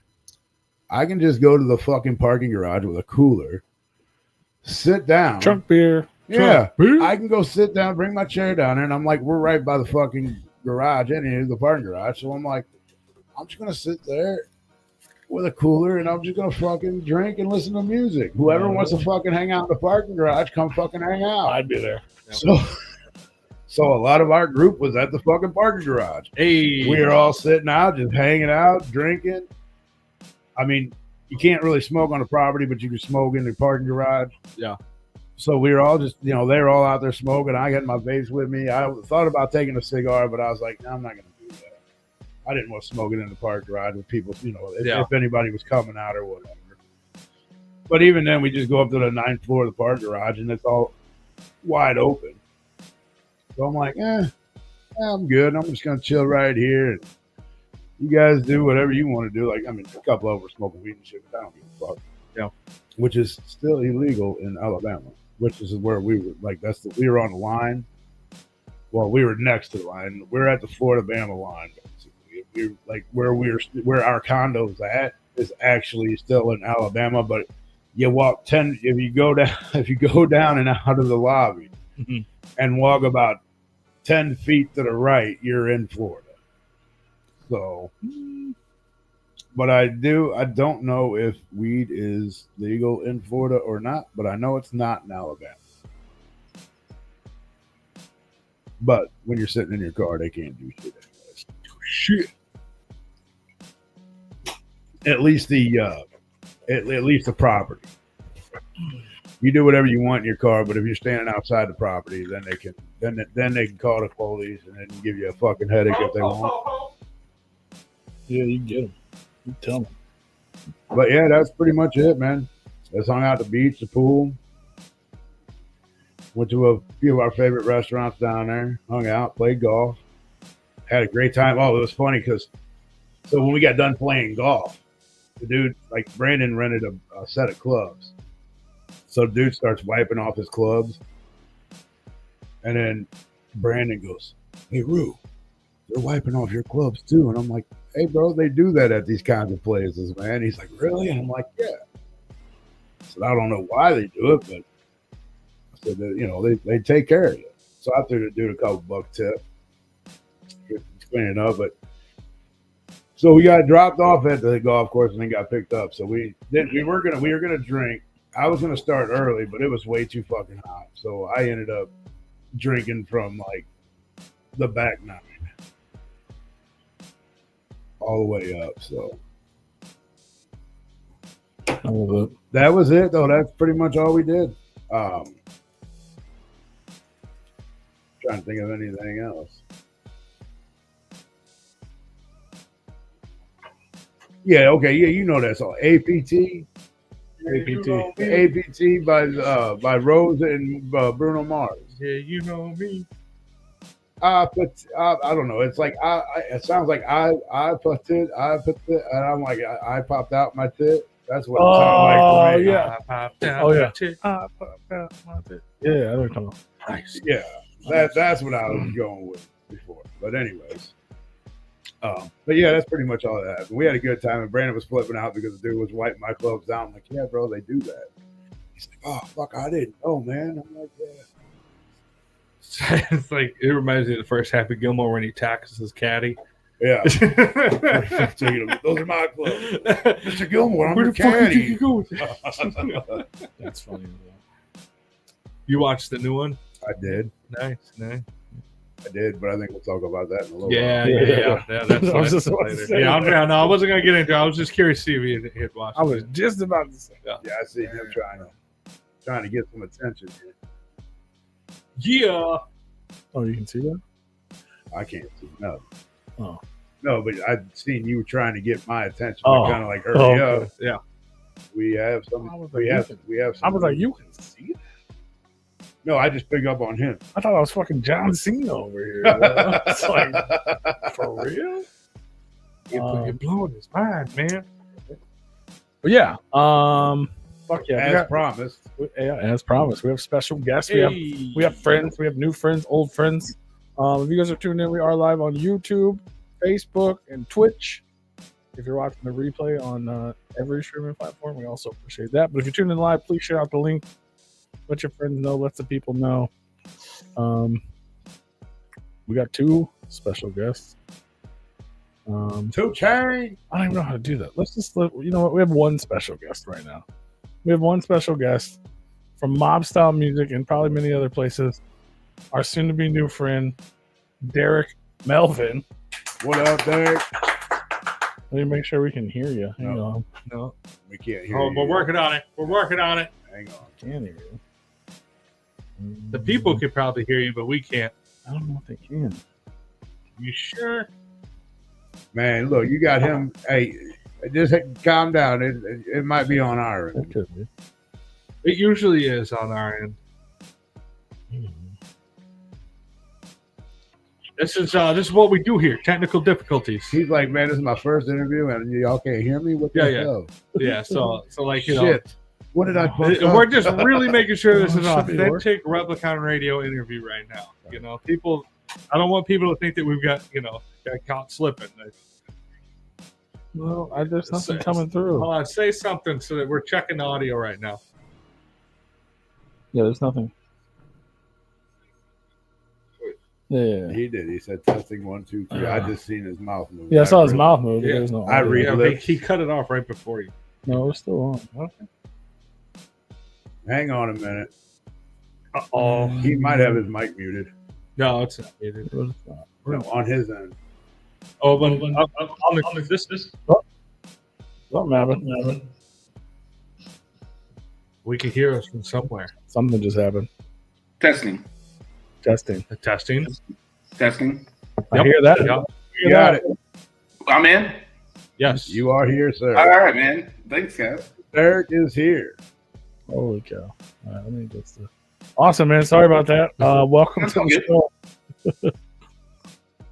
Sorry, let me make sure we got everything working good. Nope. Don't We worry. don't need to see that ugly mug. We're doing on the Hey, interview. We're just everybody. gonna put it up on the screen. What's up, y'all? It's me. All right, here we go. There we go. Again, everybody, welcome to the show, Mr. Derek Melvin. How are you, man? Hey, what's happening? Thank you for hanging out with us. We're excited to get to know you. We're gonna have Buck joining us in just a second. Yeah. As well, but we wanted to get to know you a little bit first because we don't know you. So Yeah. um, No, Buck's gonna have to give Bone his shovel back if you got me on the camera. Like, no, He'll just have to deal with it for a minute. his dog's going crazy. So yeah, so what we know, we want to get to know you a little bit. What we know is from what Buck says, you're basically the man behind the graphic design and art over at MOBSTYLE Music, which in the underground is a pretty big force to be reckoned with, especially in like the merch game and stuff like that. So I want to learn kind of first how you got started, like just as a digital creator, a graphic designer. Like, where did it all kind of begin for you? okay, so in '99, I was working at Arby's, and then my girlfriend's dad at the time was like, "What are you doing for college?" And he had a restaurant franchisee, so we had like a business. And I told him, I was just like, I'm going to try to be an accountant. And he's like, well, do you want to do an accounting internship this summer? And then started school in 2000 at University of Kentucky doing accounting. And after about a year and a half, I wasn't really feeling it. My internship extended further as like part-time at Thomas & King, but all the cool stuff was happening in marketing. So I worked there through college. I I changed majors to marketing, and then by the time I graduated, I was doing like a little 05. I was doing like a little bit of graphic design, and then I just kept getting more and more work and just practiced, and then now I've been doing it for like 20 years. That's crazy. Yeah. So you just realized that like kind of you didn't like what you were doing, but like marketing was just the great avenue to kind of be in, which led to if we're gonna market something, I should probably be able to design shit, and obviously I can. Yeah, it started real slow. Like they had, when I started in marketing, they had 3 freelancers that did all their stuff. So they would send out invoices just to change an expiration date on an app card or something. And I was like, if you get me the Adobe suite, it's like, I'm not like a full-time graphic designer, but I can change expiration dates on cards, and get them printed. And so they got me the Adobe suite. And then once I got the suite, this is at the time when it wasn't a monthly subscription like it is now. You had to buy like the whole box set. The box set's like $2,500. Yeah. And then just nights and weekends, I just got all the design books I could find. This is the start of YouTube, very early, 2005, 2006. And then I just kept practicing, never stopped. Yeah, so I tried to look into you, which is not a thing you can do, but I saw a few things like on your Facebook and stuff where he's like when you shared like one of the first flyers you made for some bar with like the girl kind of looked like Paramore. You're like, oh, they just make the good aesthetic or whatever. Is that kind of where it started? Like just like local businesses, like you're like, I can make a flyer for you or a promo. You just kind of learn from there. Yeah, 100%. Hell yeah. Yeah. So how do you end up meeting our friend Tim BUKSHOT over here? Like, where does that kind of line up into, you go from promoting bars or doing things for businesses and you link up with BUKSHOT? Yeah, that's a fun story. Twisted Blaze and Buck were playing at a venue, Cosmic Charlie's, like 4 miles down from my house, right? And for some, I occasionally get panic attacks. It's not really like a big deal anymore. Not like it was in like my teens and 20s. But for some reason, I was just getting like real antsy. And I was like, don't flake out. You've already got a ticket. You're going to see the homie. Shout out to Sturgis, Joshua Blakeman. I was like, I know he's going to be there. I don't know him as well, but shout out to Brandon and Holly Kinnison. They're a really cool couple. And then I just go and I just start hitting the rum too hard. I heard you all talking about drinking early, so you know what I'm saying. Kindred spirit, okay. Yeah. We've got a lot in common. Then after Buck said, he was at his merch booth and I had my UGA work shirt on. So I was like, oh, I got to get this signed, right? And then when I got into the merch line, there was like 10 people there and I was looking at all the merch. And like you said, even before I got there, his merch game was on point. Like, he's got jerseys, he's got lunch boxes. I'm like, man, who does the design for all this stuff? So just like good friends that do, my friends always say, when you're tying one on, don't talk too much because you get chatty Cathy, right? So I was practicing it in my head. It's like, Buck, big fan. Do you care to sign my work shirt? Buck, big fan. And I was just going to run away. I was in the work line. No one was behind me. So, and I did it perfect. I was like, Buck, big fan. Do you care to sign my work shirt? And he's like, yeah, man. Buck's cool as a fan, signs it. And then I'm taking my shirt and I'm running away because I don't want to make a bad impression. I don't even know if I'll see the dude again, but I don't want to make a bad impression. And I just hear from the back of my head, like, what do you do? And that's where everything that happens after that, I'll just let him say that's what happened because I'm starting to brown out right now. And then I love that. Yeah. And then he's like, well, I could use something. And then we start talking graphic design. And the biggest thing I was telling him, I was like, at the time I've done like 15 years. I was like, I've got experience, but it's all corporate. Like I make the credit card mailers that you get in the mail. Like that's like that's like my specialty at the time. And it still is. That's my full-time gig. I work at a bank, graphic design.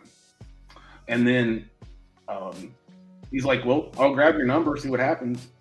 I was like, cool. And then next afternoon, I was at my homie's house, and my phone rings, and it says Buckshot.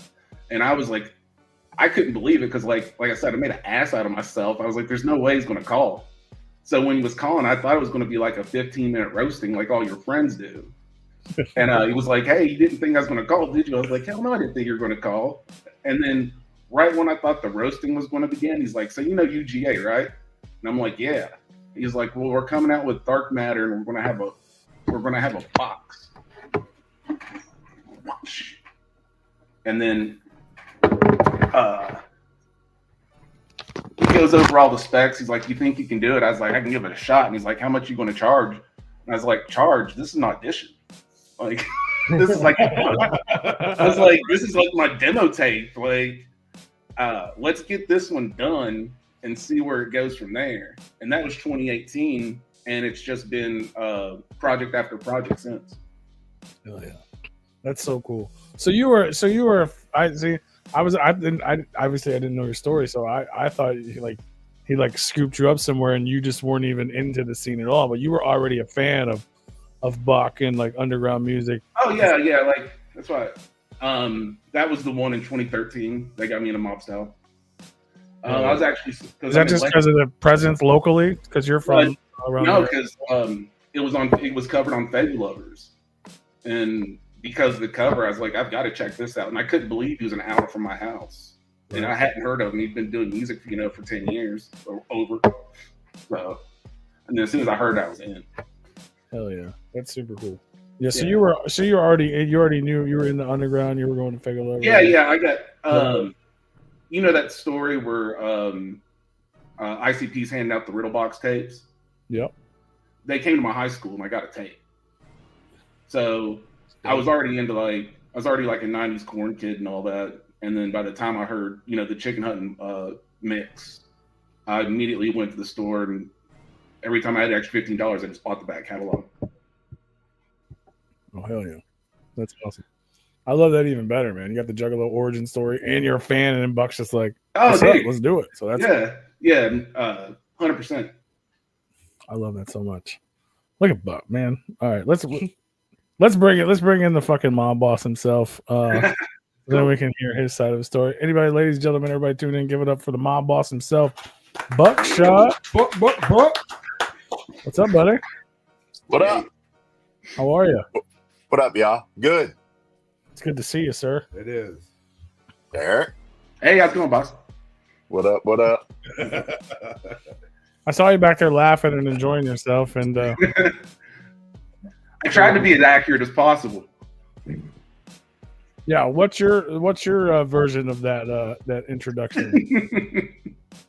No, he nailed it. I mean, that was when I met Derek, I could tell he had a few in him, but I mean, he was supposed to. We were at a show.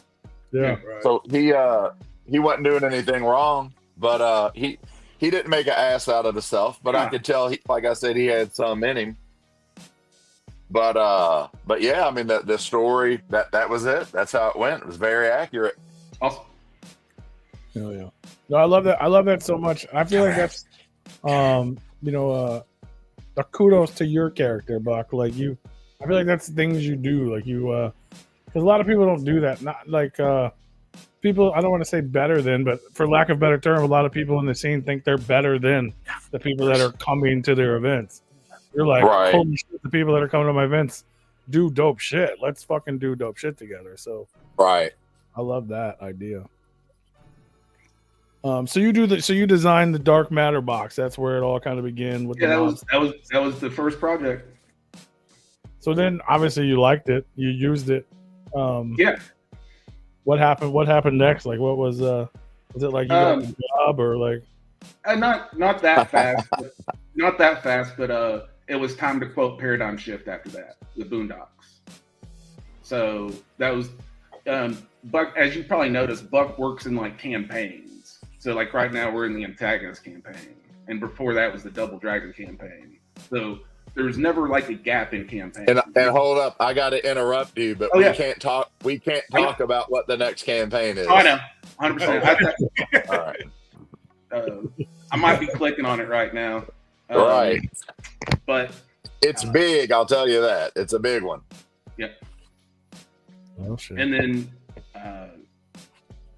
it was about a year or two, I think, of doing steady projects, and where Buck's like, yeah, it's officially you're on MOBSTYLE. And I was like, all right, I'll take it. Hell yeah. I love that, man. Oh yeah. I love any story like that. Like just because you were like you're a fan going to the show, like so, and so obviously you get it. You know what I mean? Like that's one thing that some people may not understand, but Buck does. Like if you're already out there and enjoying it, you somewhat understand what the idea is. Mm-hmm. So it's like, okay, this is the next cool idea. You're like, fuck yeah. What if fucking Smoking Joe does this or whatever it might be? Like, so Right. to have someone that gets it.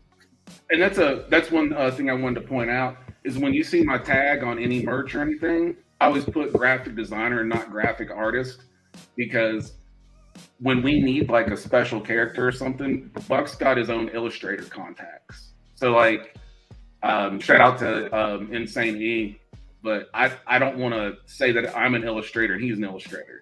Like I'll get his illustration, I'll use it, but I put everything together. And then Buck is the creative director. Like Buck's not just going to be like, hey, make a pink, blue, and black jersey, kind of weirdo theme, and let me see the jersey when it's done. Like he's got a vision for the jersey, and then we work back and forth pretty closely to get it nailed down. Is what I would say.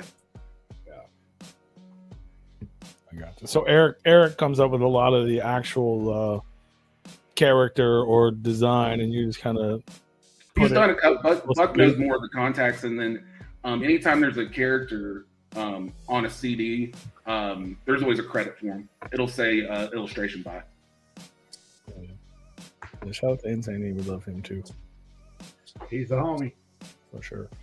So is that working? So what's the so ever since doing Dark Matter, going from bank employee to Buckshot fan to now working at MOBSTYLE Music and helping design all these cool shit, like how has your life kind of changed being able to have these opportunities? Have you met cool people or work? Has that led to more clients? It's led to tons. Like one of the coolest things is, all of a sudden you're working on a Nintendo box, dope. Yeah. So, and it's the bank has got Don't do that. The bank has some cooler projects than you might not expect. Let's say if they sponsor a concert, I'm doing the concert flyer. Come on. But they're never gonna make a Nintendo box. Yeah. So that's the dopest part, is it keeps my brain creative instead of because I can go from doing, like I said, a lone production at 4:00 in the afternoon, and 4 hours later, I'm working on Double Dragon. It's awesome. Yep. I love that. That alone is life changing. Going from bank. I don't know. I mean, obviously, I don't know what you do, but like you think of a bank job, it just seems mundane. Then you get to do cool, creative shit afterward. Yeah, for sure. Definitely keeps your brain healthy. So that's awesome. Yeah. Congratulations on that. That's super cool. I feel like you're like Buck's little secret. I can't believe he was like, let's make Derek public. So now people are gonna start blowing you up because they want to be fucking cool like MOBSTYLE. That's awesome. Yeah, I need to, like I said, once I got so busy, like I was keeping up with the socials until MOBSTYLE, and then that time I just would have spent on socials, just went to these projects. But I'll bring it. I'll get some current stuff up there, so I'm not like so far under the ground. No, for sure. And it's not like I don't have. What's that? I was gonna say, is that something you're interested in? Is like, obviously working with other people or people finding out about you so they can, you can start working for other clients or artists or things like that? Not now. I'm just full-time banking MOBSTYLE. If anyone's out there that does need something, Buck's pretty easy to get a hold of. That would all go through him. We do work for other people when we can schedule it in, but It's nothing I'm seeking out. Come on. It's just that in Let's go. marketing, Come on, buddy. let's say if something were to happen at the bank. I've been at the bank for 9 years, so I'm not going anywhere right now. But you never know what's going to be around the corner. In 2025, if 5 graphic designers show up to a job interview, and I'm the one that is hard to find online, it just doesn't look good in 2025. Yeah. So I'd keep it up for personal reasons. That's what's up. Hell yeah. But if anyone has any questions, always I check all my DMs and all that stuff. There you go. So yeah, definitely check him out online. It's just his name, Derek Melvin. Yep. He's easy to find. It's just a lot of older photos and stuff like that. Yeah. But that's cool. Yeah, I just didn't know if you were, if other people maybe had the opportunity to work with you or something like that. But Buckshot got you on lock. It's all right, but that's As he should.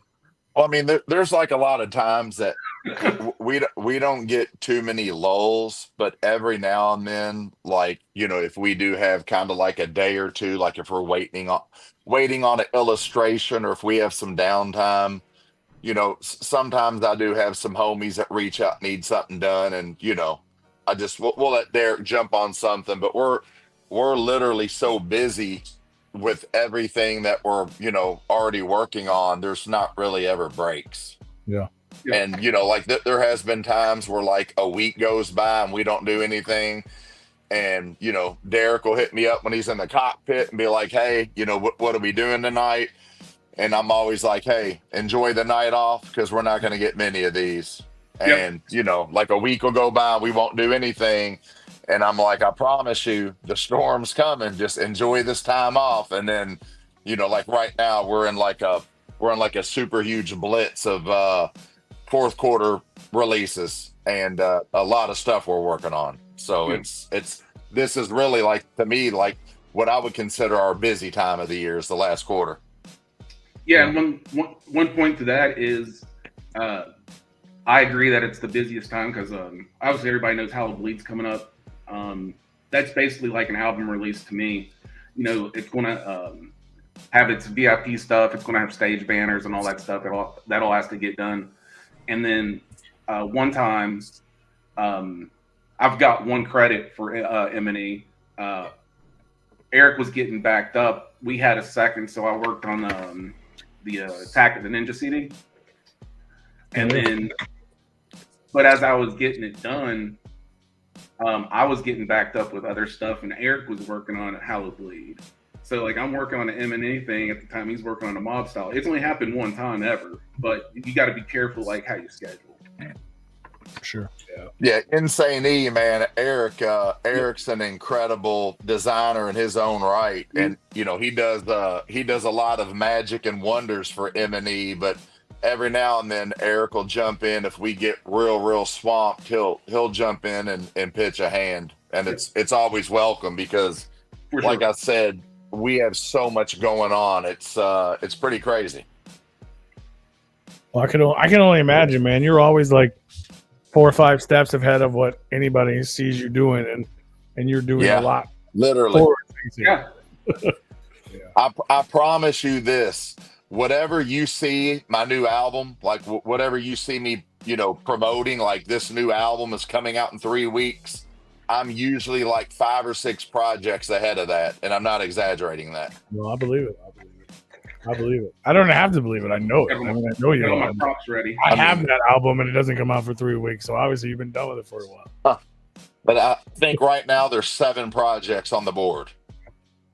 That's crazy. So, yeah, but between now and 2026, we have for the next year, we have 7 projects that are all on the board that we're working on.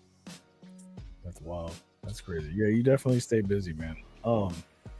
But yeah, I'm gonna try to get some of that information out of you, Buck. But I want to back up first. It's because it's been a minute. We realize it's been a minute. It has been a while. Obviously, he showed the Super Nintendo for the second Double Dragon release. We never got to talk about that. So, I love it. It's incredible. Obviously, the Double Dragon. Hey, one request: the music playing in the background, can it be turned down a little bit? Yeah. I'm getting ready to like turn into a Manchurian candidate. You're good. Hold on, give me a second. It probably sounds a lot louder too because I have AirPods in, so I can hear everybody good. No, you're good. It is possible. Yeah, we can't really tell how loud it is for everybody else. Well, yeah, and you're It's through pretty the loud. Is that better? I think so. Yeah, yeah. Okay, Okay, good. it's pretty much gone. Yeah, because your audio goes through the system, and that is through the system as well, and we're like separate. Yeah, our headphones Right. are separate from that, so it's hard for us to judge how loud it is. I was just trying to concentrate, and it was like so loud. It was like Listen I to was, it. yeah, like I said, I was getting ready to like turn into the Manchurian Candidate and like start executing people. We're waterboarding you with our soundtrack. Well, if it does something in your brain, blame it on Grady because that's his beat. So, Well, he made it for us. well, yeah, he made it for us, but he made it, so it's his Right. issue. But yeah, I think, I just wanted to talk. I wanted to catch up a little bit, just talk about obviously doing the second double dragon. Like that was like that. I feel like that was such a big. Like you do a lot of groups. You're like the super group guy now. But like I feel like that was like a bigger. I don't know. I mean, obviously you and Kung Fu Vampire just work well together. You guys' voices are like very different, and like just the way you guys are. Obviously, people loved it. What do you think was different and or special about the Big Trouble and Little Double Dragon, based off of the first one, I guess. I think the first one obviously to me was very special and it was really cool. But I think with this one, Kung Fu and I, we bounced a lot more ideas, lyrics, hook ideas. We worked close together on the first one, but the second one, it was just way more hand in hand. We were on the phone 10 more times, 300% more than the first album.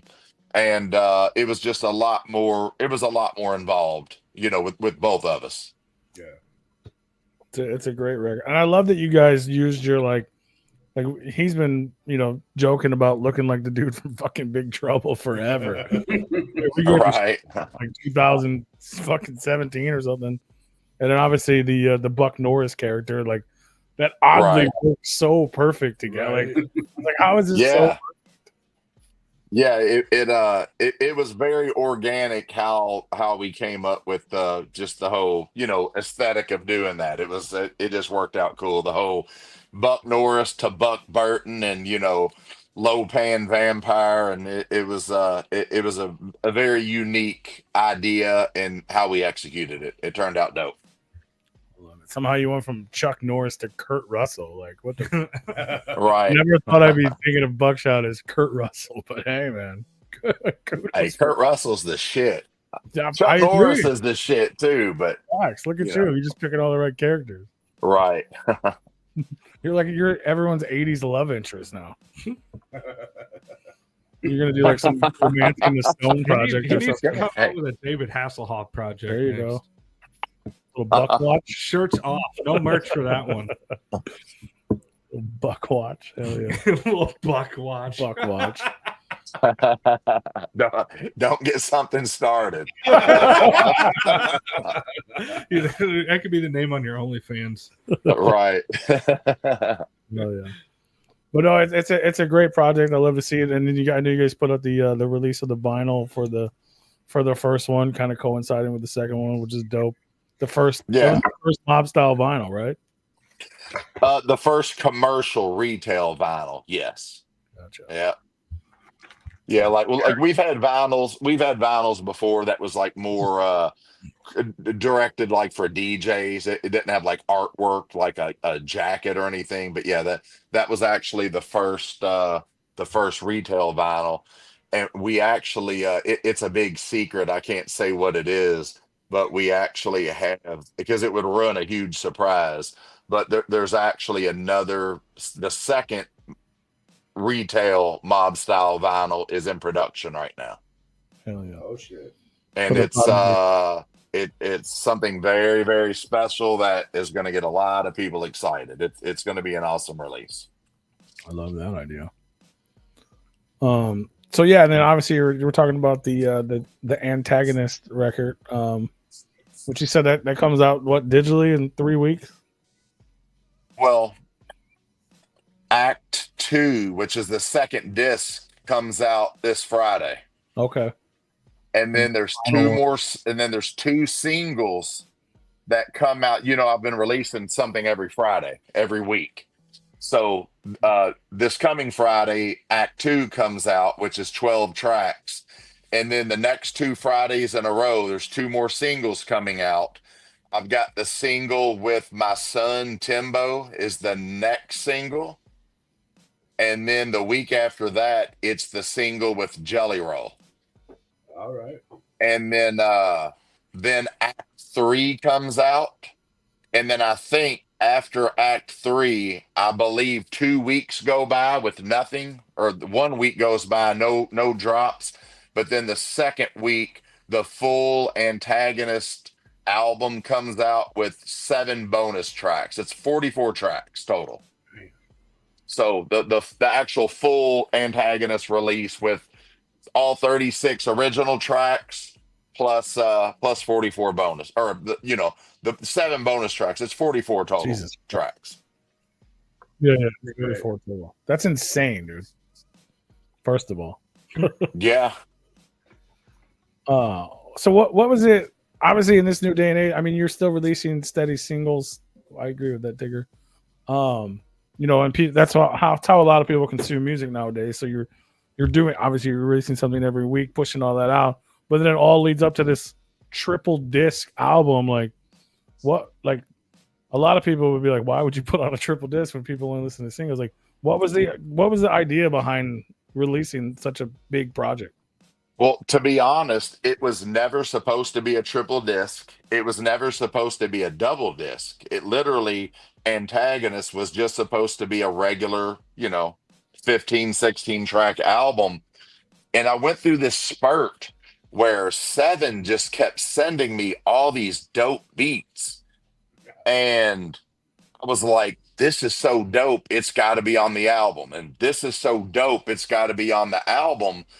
And I was writing and recording just really great music. And then it got to a point that it was like, there's no way this is going to fit on an album. I've got to make it a double disc. And the whole time I'm like, okay, it's going to be a double album.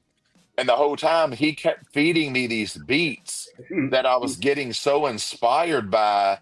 And I was writing such great stuff so fast and recording it so fast that by the time like this run I was in was over, it was like it was a triple disc. It's crazy. I like the idea. I think it's dope, especially because people don't do that anymore. Yeah. I mean, people don't do double disc anymore. I'm old school. I like shit like that though. Dude, but like honestly, to just release it, like I've got a new album I've got a new album coming out and it's 3 discs, just to drop it like that, to me, I don't think that's a good idea. Yeah, we get lost. Right. But the way I did the rollout, but basically everything is releasing over 4 months, dropping a new single every week, then Act 1, then a single every week. I think doing the rollout like that gave everybody enough time to digest all the music that it made it, it made it work. Yeah. No, it's definitely I agree with that for sure. The release structure is smart as hell. Absolutely. Like I tell people, artists that I talk to, up and coming, like you need to do that with the regular album. Maybe not 4 months, but that's just now you just have a longer rollout. Right. Not like you're charging a crazy price for it or anything for people to buy the physical. And it's dope to have that big fat old school fucking disc. Oh, I agree. And I'll tell you that this will never happen again. Like, I'm glad it happened and I think it's awesome, but like there was so much work that was involved in making it, to execute it the way it did. It was a lot of pressure and a lot of stress and a lot of late nights and early mornings. And it was an awesome experience, but it's something I don't really want to ever do that again. It was more pressure it was more pressure than I anticipated. That like just I can't even imagine, like, you do a lot of cool things we talked about obviously with the merch and stuff, and like, you know, you did pyramid boxes and Super Nintendos, but like getting a box made, obviously it might be a little bit of a pain in the ass, but people make boxes still. People don't make triple disc records.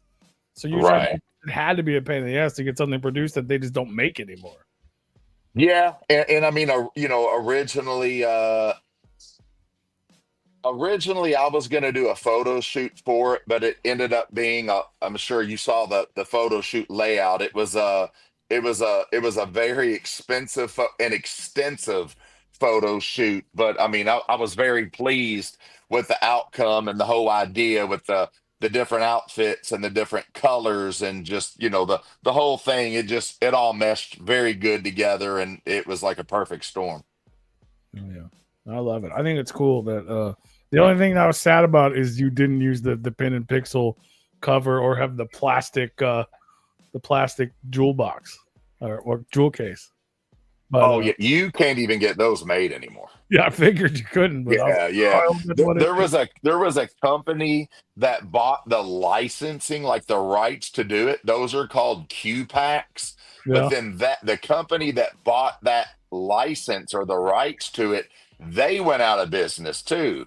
And but yeah, it was something we were going to do, but like you can't get it done. No. Not yet. Hell yeah. I've got a little trick up my sleeve, but it's something I can't talk about right now. So either way, it's a sick design. And yeah, he just showed you did it for the USB. So it's still super cool. But yeah, I was like, I did I personally bought one of the special ones that you did, and I got the chess piece. I was really hoping that was going to be one of the limited edition, like the plastic version, when it was like, right. I was like, I'm gonna get that plastic boy. I'm gonna get that. Right. But no, I love that. But yeah, tell us about that. So like the some of the photos in the book is the chess game, and then you gave away the chess pieces as part of a thing. Like, what does the chess and all the stuff have to do with the antagonist records? Well, you know, there's actually a song on the album called Chess, and you know there's some skits on the album, and the way that the album, you know, if you look at all three discs, you know, disc 1 is called Act 1, disc 2 is Act 2, and then Act 3 is the third disc. And if you notice the colors, Act 1 is black, Act 2 is purple, and Act 3 is white. And 1 is kind of more, it's like more dark. It's like darker music.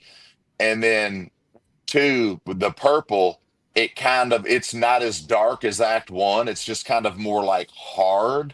But then when you pop in Act 3, it's like more positive tracks, a lot of people singing choruses and hooks, and the content matter is not really dark. And you know, there's just the whole storyline of black, you know, fading into white, you know, black to purple, purple to white. And the whole idea of myself in the photo shoot wearing black and white and playing myself in chess. Can I show the photo? Yeah. It's just like the whole idea. It's like the whole idea of like the evil in me versus the good in me. Like, you know, it's like the chess is like the game of life. It's like tug of war, you know, the bad versus evil in me. And that was kind of like the whole basis and the idea of the artwork and the album and everything. Hell yeah. I love that. I love one of my favorite things about Buckshot and just anything you guys do with MOBSTYLE is it's not just, we're not just putting out an album. Like, there's a backstory, there's some sort of narration. Oh yeah. Probably 100 things you didn't even get to that are part of this story that we'll probably never learn about, but it was a story that you set up or whatever. And that's cool shit. Like, what was cool, I didn't start all of it happened organic in the middle of production of this album. It wasn't like this grand idea I had in the beginning, but it turned into that, and to me that's what made it so special. Absolutely. Yeah, the lore, everything you do has a lore behind it. I just hope someday it doesn't all connect and I get lost in this crazy Star Wars world where it's like, wait a minute, I got to listen to what to figure out what and hear this. Right. It's like Buck the BCU or something or whatever. But it's super fresh. So yeah, the singles are constantly dropping, and you got a ton of features on the record as well. If you actually, and I did this purposely, if you actually look at all the tracks with features and without features, it's actually cut in half. I did half the songs completely by myself with no features at all, but then the other half of it has features. And, you know, some of the features aren't like rapping or doing verses. A lot of the features are just people doing like choruses or hooks. But I wanted it to be, out of all 36 tracks, I at least wanted to do half of it completely by myself. Like where, you know, we're actually half of the tracks had no, you know, there was no features at all. Like it was completely me on half the tracks. So that was important to me, to make sure that, you know, it just wasn't like full of features. I wanted to do a lot of it, or at least half of it, all by myself with like nobody else on the track but me. Oh, yeah. That's still incredible. So the actual physical. So is there going to be like a bonus edition? We're going to have a 4-disc with the bonus tracks. No, well, the bonus tracks. It's something I can't really talk about. It probably went over everybody's head, but what Derek actually held up was not a USB. That was actually a CD with the bonus tracks on it. There actually is a CD. I mean, you've already showed it, Derek. If you want to pull it up again, I just can't really talk about a lot of the stuff that has to do with it and how people were able to get this. But there was only a small select group of people who were able to get. That's actually a CD. That's a CD. That's like a damn. It looks so small. It's called Antagonist Bonus Bangers. Is it like? It's got that No Limit look. Yeah, I like it. But yeah, so the bonus tracks were released on a CD and the USB drive, but just the CD was only limited to a select group of people. And the bonus tracks, except one, all the bonus tracks will be on the full release when it comes out in like a month. So it will all have the bonus tracks on digital releases, but just but there's one that's exclusive to the actual CD that will not be released. Gotcha. Hell yeah. So definitely look out for that. But it's dope. The whole thing's dope. Like I said, ton of features. Laura had, I think we may have talked about this years ago, but it's still a great question right now. Shout out to the homie Ipkiss Pinecone. But Laura's asking, how did you meet Demi Demari? Oh, Demi Demery. Yeah, Demi is from Louisville, where I live. And Demi and I have been friends for like damn near 30 years. I've just known, you know, Demi and I just kind of came up together in the same circles and the same trenches. And for people who did not know, there used to be a group called the Hillbillies from Louisville, and they were signed to a major label. They were signed to Universal, and Demi was the front man of the Hillbillies. And I've just known Demi. I've known Demi since day one. I don't think I've ever said this before, but you know the song Simple Man with Demi that was on Underground Avengers? Oh yeah. That was originally a solo BUKSHOT song. And that song had 3 verses by me, and we kept my first verse and I cut off my other 2 verses, and I donated that song to the first Underground Avengers album for for everyone else to be part of. But that was actually an original, just a BUKSHOT featuring Demi song. Oh yeah. It's a great song, at least the version we heard. Yeah, no, it's definitely a good one. Shameless Replicon plug for anybody that cares. We interviewed Demi back in 2019, and still to this day, I believe it was one of the most compelling episodes we ever had, because his story is incredible with his his battle with cancer and all Oh the yeah, groups he's yeah. been in. Like, Demi beat cancer, man. Demi's went through a lot, man. Demi's he's a great friend and he's an amazing artist. yeah, he's super cool. I've always said since the beginning, I've always said Demi is the most talented artist out of the state of Kentucky that I've ever met. Yeah, he's an incredible talent, and like in many different aspects, like you know the things he does with you, and then his Zippy's Pinecone stuff, and he does like the DJ stuff, and dude's over in Iceland, like he's super dope, man. Definitely, Yeah, Demi's awesome. You know what? I'll tell you a real quick story about Demi that most people don't know. When the Hillbillies first came out, MTV offered them a deal to do a reality show. You remember when MTV first started doing reality shows, and like reality shows were like huge? yeah, Like, real you know, world. now they're watered down and we've seen a million of them. But when they first came out, like reality shows were like the thing. And MTV offered the Hillbillies to do their own show. And like they were going to be like the first country rap group. Like they wanted to like put them in a house, like on a farm. And like they wanted them like wallowing with pigs and like just like acting stupid, which it would have worked. And honestly, I know looking back, Demi and I have talked about it, but if they had done that, they would have blew the fuck up. Oh, Like they would have been household names. But I had to respect Demi because Demi like has such a passion for music. He looked at that situation like, you know, this is like dumbing down the music. Like he felt like it was a mockery of what he done.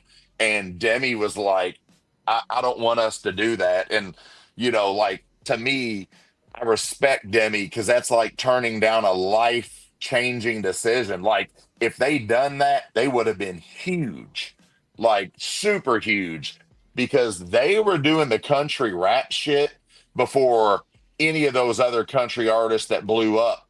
They were doing that shit like before that. From what I remember, they were doing that before Nappy Roots, Bubba Sparks. I mean, like they were one of the first people I ever heard doing that.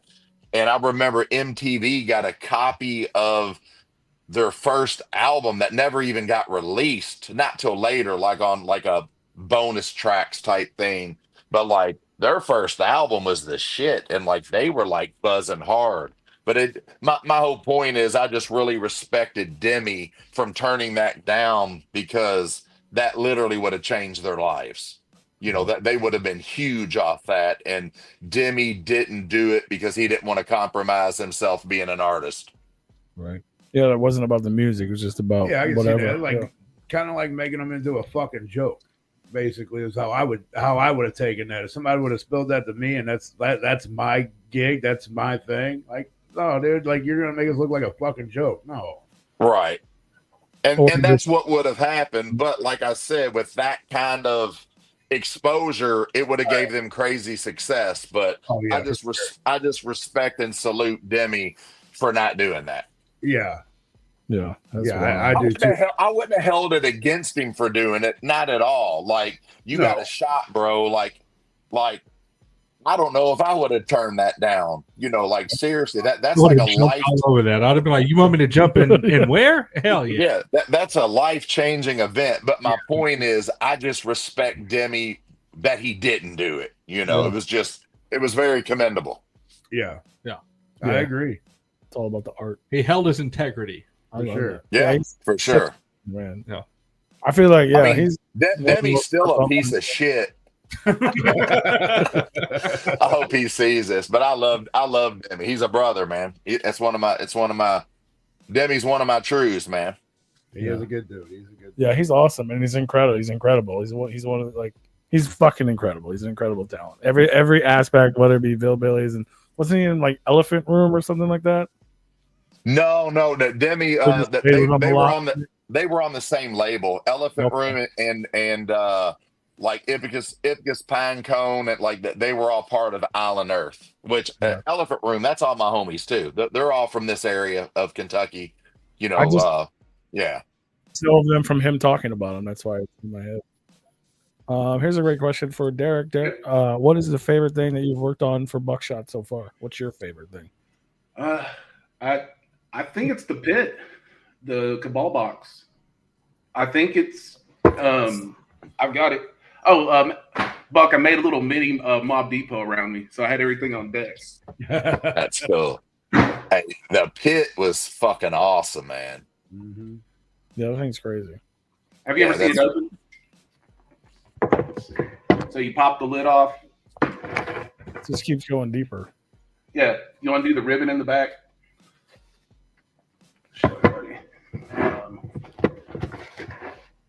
First card, Buckshot. You'll see the tape of the first album in the coin. And then dude, me and Derek spent so many hours working on this thing, man. It felt like we were never going to get done with it. Yeah. So all the lobs on the inside. Second layer is. Sorry, this one's a complicated one. Yeah, it's wild. It's wild. The USB, of course, and the COA. Yeah, the COA, and then the last layer, of course, is the CD like, is in there. Yeah. It's like hidden. Yeah. You actually see the skulls. Third card, Mr. Gray. The second card's Loki. I forgot to mention that. And then you've got a CD that doesn't exist anywhere else except here, autographed. So yeah, I'd say the pit. That's got a. There's a lot of them. A lot of jerseys I worked on. There's a lot of projects, but this one, I've never seen anything like it. Yeah. This is what Taylor Swift should be doing, honestly.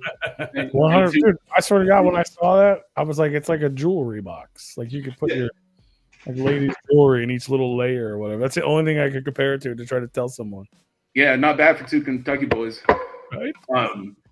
But yeah, if anyone's got Taylor's number and wants a cool gift box, hit us up. I'll hit up her DM.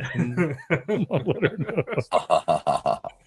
Hell yeah! No, I love it. It's a fresh. So something like that when it comes to you're the design guy. Yeah.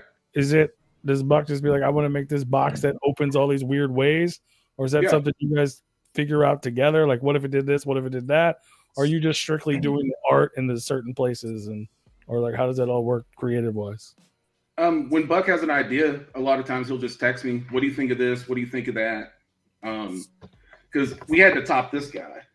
Because the first Cabal box was the pyramid. And that's when we were brainstorming, it's like, how do we top it? And then just start looking through vendors and seeing who can do what. And then it's a pretty good team effort. It's gotta be such a crazy, like, I know a lot of people probably don't care at all, but I'm so interested in the concept of like you come up with this idea to even find the person that could make this. Right. Like, the designing it and you guys work together is cool. I've got some wild ideas, man. Like we've got some really crazy shit in the pipeline too, because like my whole thing is I'm always trying to outdo the last thing we did. It's like it's got to be bigger, better, badder. How can we make it cooler? And so we've got some really awesome stuff in the pipeline. Yeah. And if you see artists that you've known for 10, 15 years and their YouTube's not going up and their Spotify's not going up, check out their marketing and see if they're doing anything besides one t-shirt. I think the marketing's just as it starts with the music. You have to have good music. But if you don't combine your good music with the marketing, it's going to be a lot harder for you to get noticed. Yeah, I agree with that for sure. You can have all the good music in the world, but if you don't know how to market it, you're not going to go nowhere. Yeah, and it's the idea of using you have to have good music to push the merch, but then you also use the merch to push the music. So they kind of work off each other. Exactly. Yeah. I was gonna get to that, but yeah, absolutely. Yeah, you always had Buck. You always had cool merch for sure. Thank you. Or just cool ideas, man. Like this is just right in front of me because that's where I've got it displayed. But like that thing, yeah, the that card thing thing was awesome, man. Yeah, I don't think anyone's ever made like a coin card before, so that's pretty fucking cool. And you can't tell by the video until you get it in your hand like how heavy it is. It's got mass. It's not just some like flimsy card. Oh yeah, you could knock a bitch out with that thing. Seriously, Right.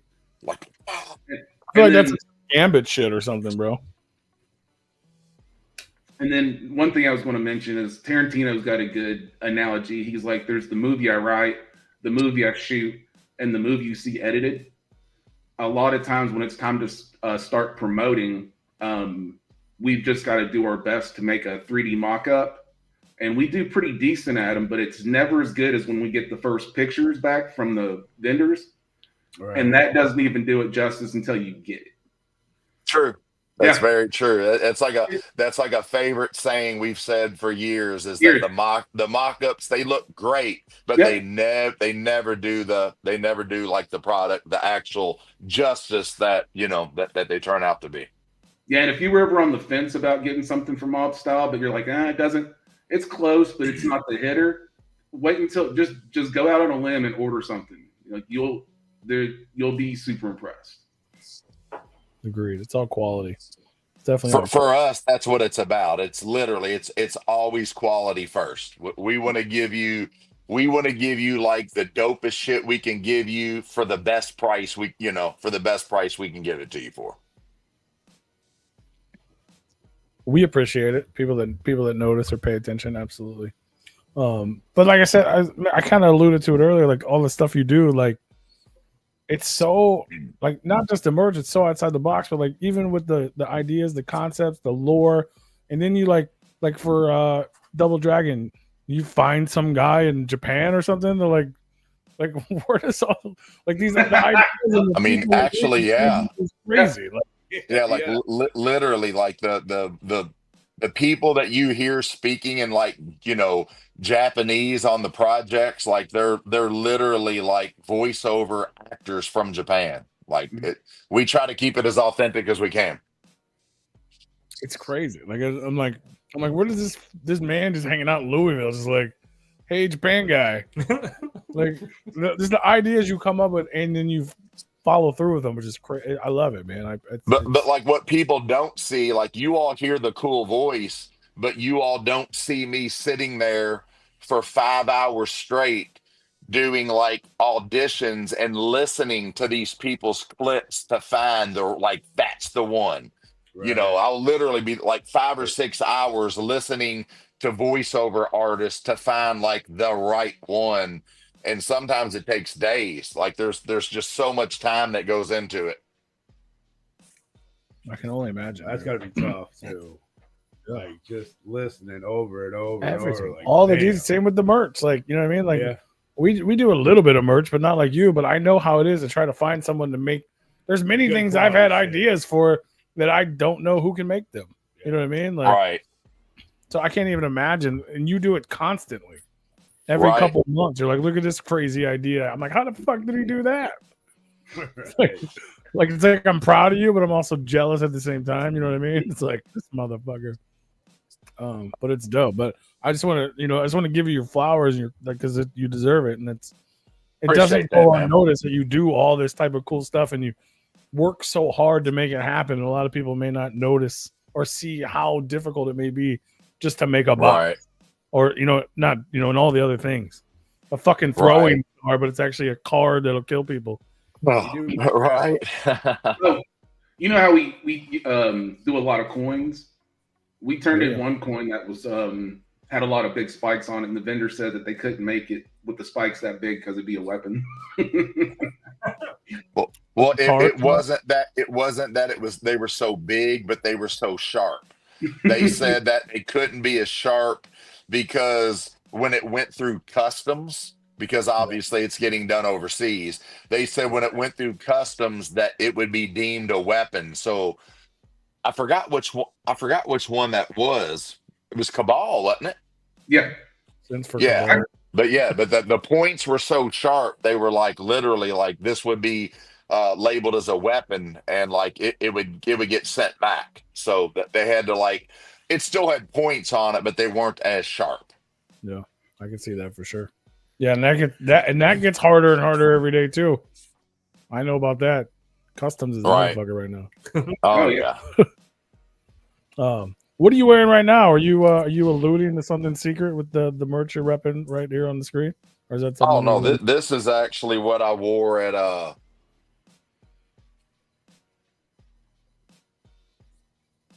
think this was the Hallow Bleed jersey from a year or two ago. It's either Halloween Bleed or Camp Zool. I wore this at a Camp Zool, but I think this was this was Hallow Bleed 2 years ago.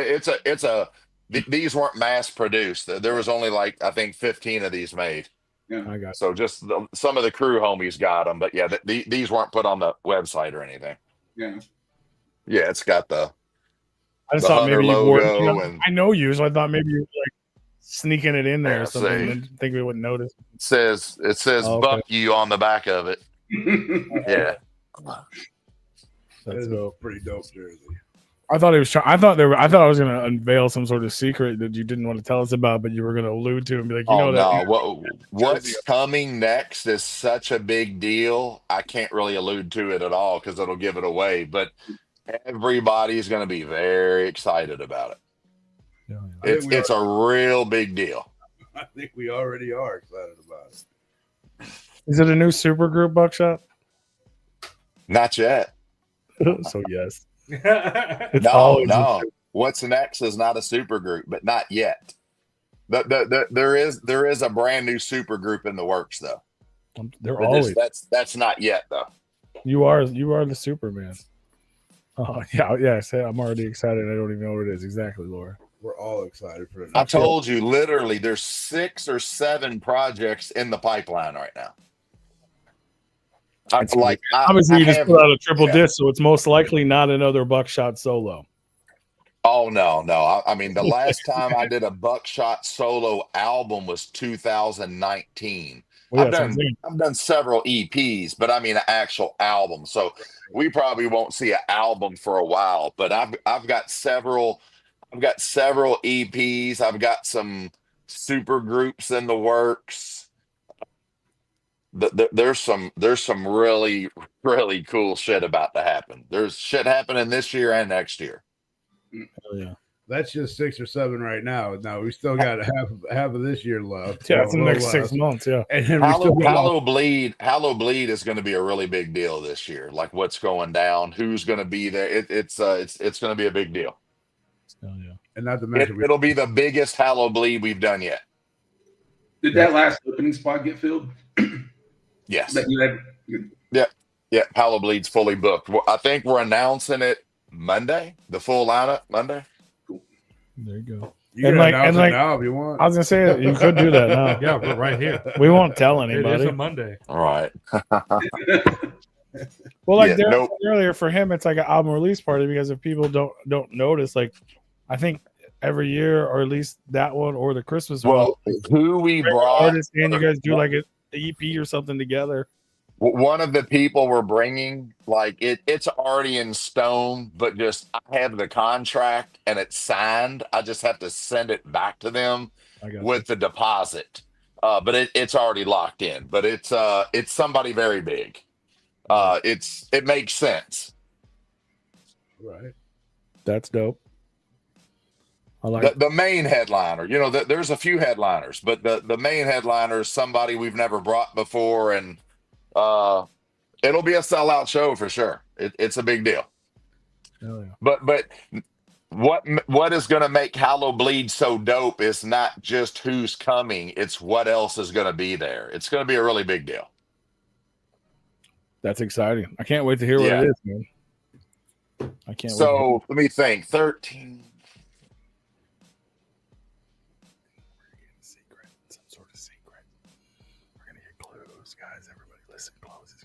I'll give one. I'll give one big secret. Or a hint. I'll give one hint.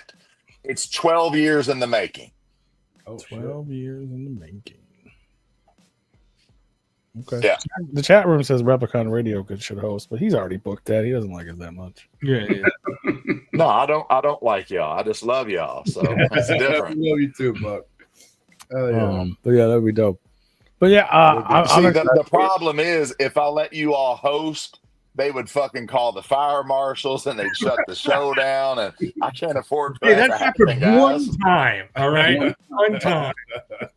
Hey, when fucking Freaky gets fucking drinking, bro, like it's a problem. Yeah. Freaky gets drunk and they send in the fucking feds, man. it's true. They do. It's true. It's fine. Freaky and Derek would actually get along really well. That's hell yeah. Hell yeah. I'm not a drinker. I gave up alcohol completely. I don't drink anymore. But Hey, bro. I can get a self liability policy, man. Like, it's not that expensive. I used to. hey, you know what? I used to have to do get them drink. when I DJ'd all the time. I drink water. I drink 2 of these a day. That's all I drink. I've had nothing to drink but water for almost 3 months. I only drink it at Vince. I drink Right. water the rest of the time. But if you need me to Yeah. sit I mean, I only kill on Halloween, so I get it. yeah, exactly. Same shit. Right. Yeah. I just try to be at more events so I can drink more often because I do enjoy it. Right. It's just it's a circle of life or whatever. Right. I mean, in your defense, true, because I always only see you at events, and when I see you, you're always drunk. So that makes sense. Yeah. You've never checks seen me out. drunk on here though. Yeah, Because I don't checks out. drink. No, I haven't. Yeah. Yeah. You've never seen me kill on here. That's true. Yeah. Facts. I told you I only kill on Halloween. Hell yeah. Well, and you're gonna do it again this year. So you guys everyone should come to Hollow Bleed. Well, I'm not going to tell you what I'm going to do this year. But Let the jelly roll speculation commence for 1 week until we get the announcement.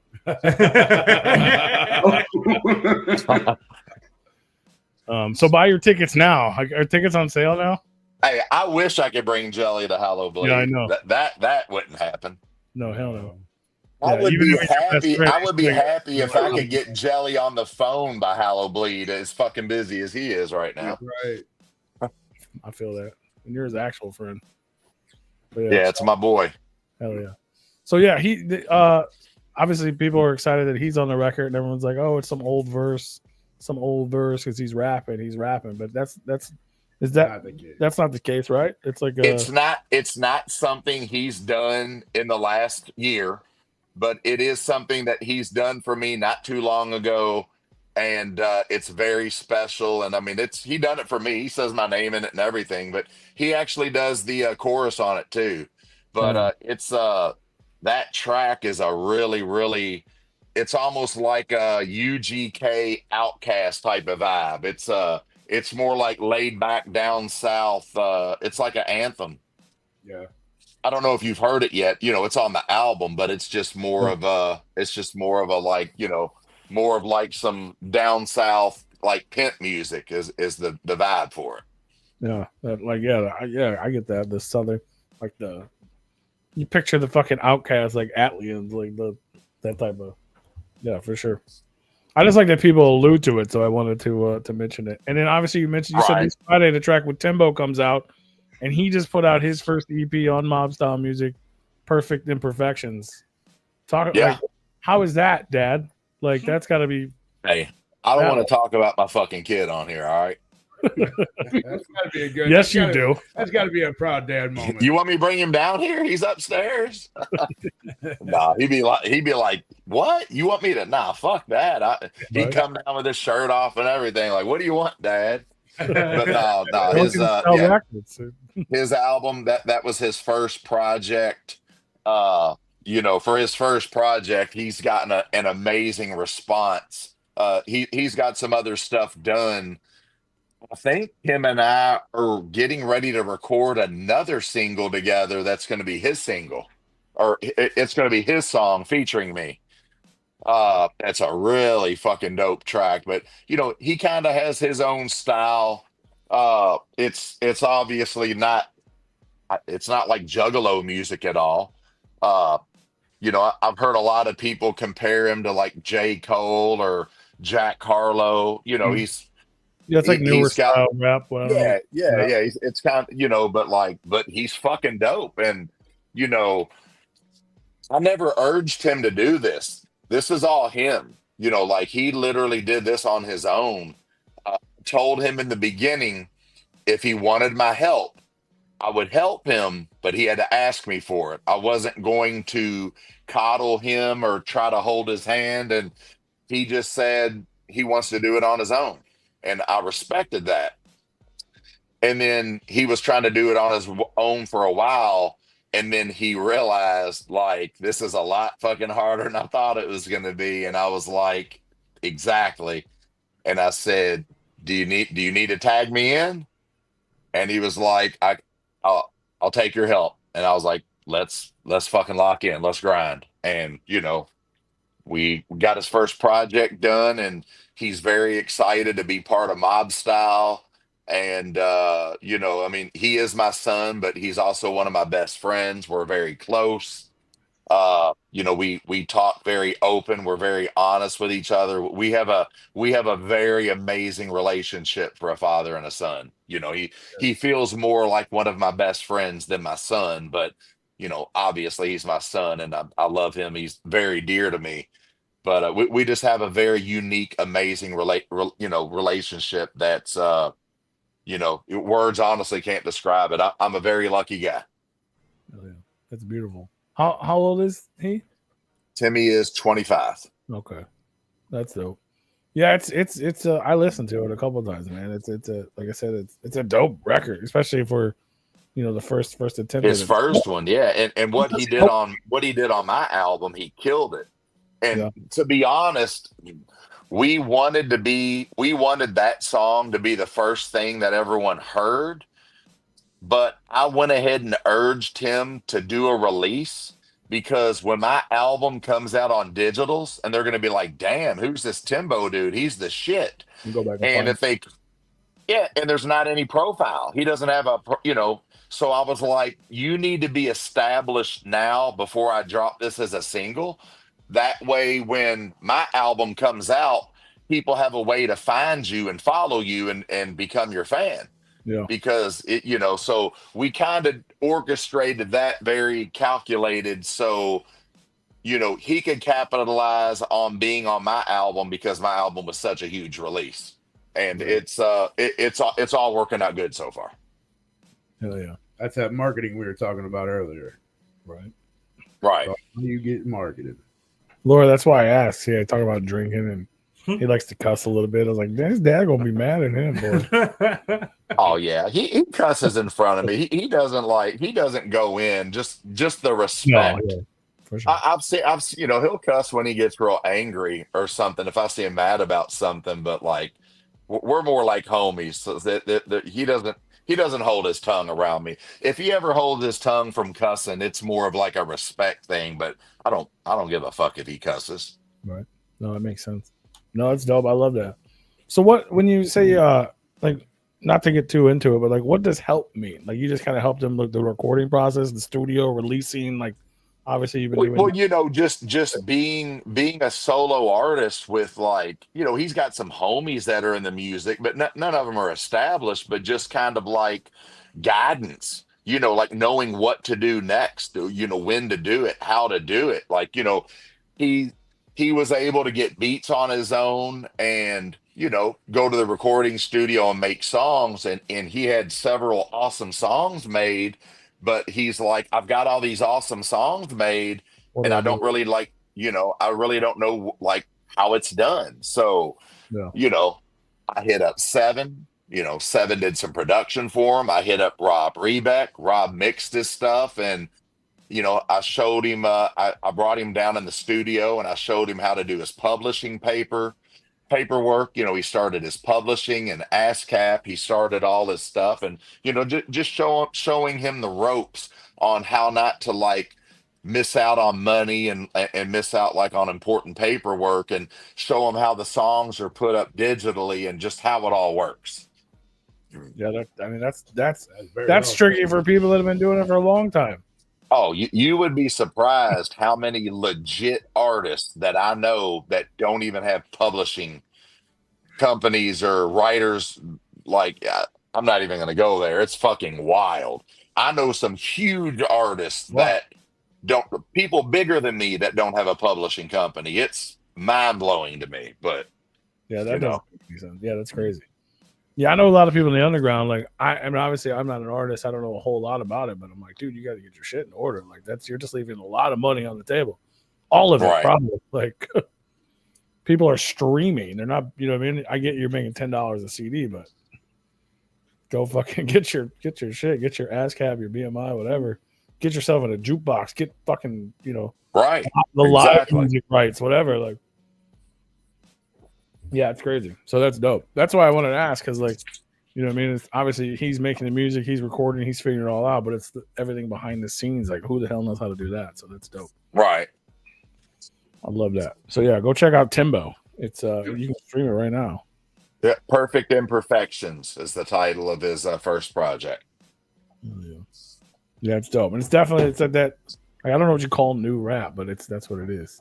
Yeah, it's just kind of like more what like the younger people are doing now. You know, it's just kind of it's that more like modern sound. What you're, I don't listen to the radio, but I know it's on the radio, and it's you know, I mean, a lot of it's very relatable. I mean, it's not like mumble rap. I mean, he's like fucking rapping. It's not like that kind of shit. You know, I fuck with Timmy's music. Like, he's dope, but like, I don't fucking listen to mumble rap at all. I just can't get into that. But Timmy actually fucking raps. Like, he can rap circles around a lot of fucking people. Yeah, it's definitely dope. I love that. That's super cool. The mob style family's growing. And obviously, you still got you got Loon Squad featured on the record. Yeah. The Yeah, one they got some. We got some new Loon Squad. I was just in the studio with them on Saturday. We got some brand new Loon Squad stuff in the works. Hell yeah, I love that. I remember just not. Hell, maybe even the last time, you know, before Loon Squad, you were like, I don't know if I'll ever bring on other people. It's just my own thing. You got Loon Squad, now you got Timbo. What's next, Buckshot? What's next? Who's What's going on over there? Hallow Bleed. You know, Hallow Bleed will be next, and that's all I can say right now. There's just too many surprises. So much stuff going on. Can we? I mean, you know, we got something big happening Black Friday. You know, we've got something big happening for MOBSTYLE Christmas. We got, you know, like, I'm not slowing down. Like, we got something like basically coming out like every 2 to 3 months. Yeah. I saw you allude to possibly doing a tour this year as well. That's not something you do very often. It's kind of a big deal. Fingers crossed. Last time I remember you touring was like the UGA Axe thing. I didn't say nothing about a tour. I just said, hey, what city do y'all want to see me in? That's all I said. Well, as I always said, you alluded to some sort of tour, sir. But that's dope, because that's not, you know what I mean? It's not, most of the time people have to come to you. Yeah. Right. And for a lot of people that don't know how much Buck's involved with the art, if I'm working on something, he'll be talking to me 3 minutes before he's on stage. And then I'll send him a proof while he's performing. And as soon as he is done, he'll send me notes back on that. Yeah, it's pretty wild. It's not like, hey, I've got a show, just take the night off. We're getting stuff done. Oh, yeah. Well, I'll be in the green room, or I'll walk outside from a show, you know, because it's loud. I'll walk outside and walk down the street and say, hey, we got to get this artwork done. Yep. I can see that. Yep. Because lots of your creative juices are flowing. You're out there. That's all you're thinking about, because that's what you're doing. That makes sense for sure. Yeah. I love it, man. I'm excited as a fan of MOBSTYLE to see all the things you're doing, and excited for whatever is next, because I know it's most likely going to be dope if you're involved with it, which is a good standard to set. I can't disagree with that. But no, we've got some artists that you all are familiar with that's doing some stuff with MOBSTYLE, and like I said, that there's a couple different super groups in the works, and we've got some really I promise the best is still yet to come. We got some awesome stuff in the pipeline right now. Oh yeah, I love to hear it. And also we got Lights Out 7 coming up at the end of the month. Yeah, Be rocking that one out. We'll be there. We'll see you there. You'll see Drunk Freaky P. awesome. But that's going to be an epic show. Yeah, with, Lights Out's going to be a great show. I'm looking forward to it. I'm looking forward to seeing a lot of my homies that I haven't seen in a while too. Yeah, it's a beautiful list of beautiful performers and people attending as well. So if you don't have tickets, get your tickets. It's going down at the end of the month, August 30th. Lights Out 7 with Light, Jaron Bitten, Buckshot, Kung Fu Vampire, A La Zuli Lou, Scum and Insane Poetry, Make My Motherfucking Day, The Dayton Family Project, Born Wickedwood, Our Inner Circle, Meat Hammer Trilogy. Keegan's gonna be out there, but shh. But it's gonna be dope. There's a lot of people are gonna be out there. It's gonna be fun. Get your tickets for that. What else is going on? I'm gonna miss you at the gathering, Buck. I'm gonna miss you. Yeah, I'm banned from the gathering grounds. I'm not allowed to come. That's what they told me. They said I'm not welcome there. The Kings, I'm King. I'm just not welcome. They don't serve my kind. The King. No, the last time I went to the gathering, Tech. I don't know if it was when I was with Jelly or Tech. Because one year I went with Tech, and then one year I went with Jelly. And one of those years, they told me they didn't want me there. I wasn't welcome. Terrible. Yeah, it was the super gathering with Tech when you were hanging out on stage the whole time with him, and I was like, "Buck's here, yeah." Yeah.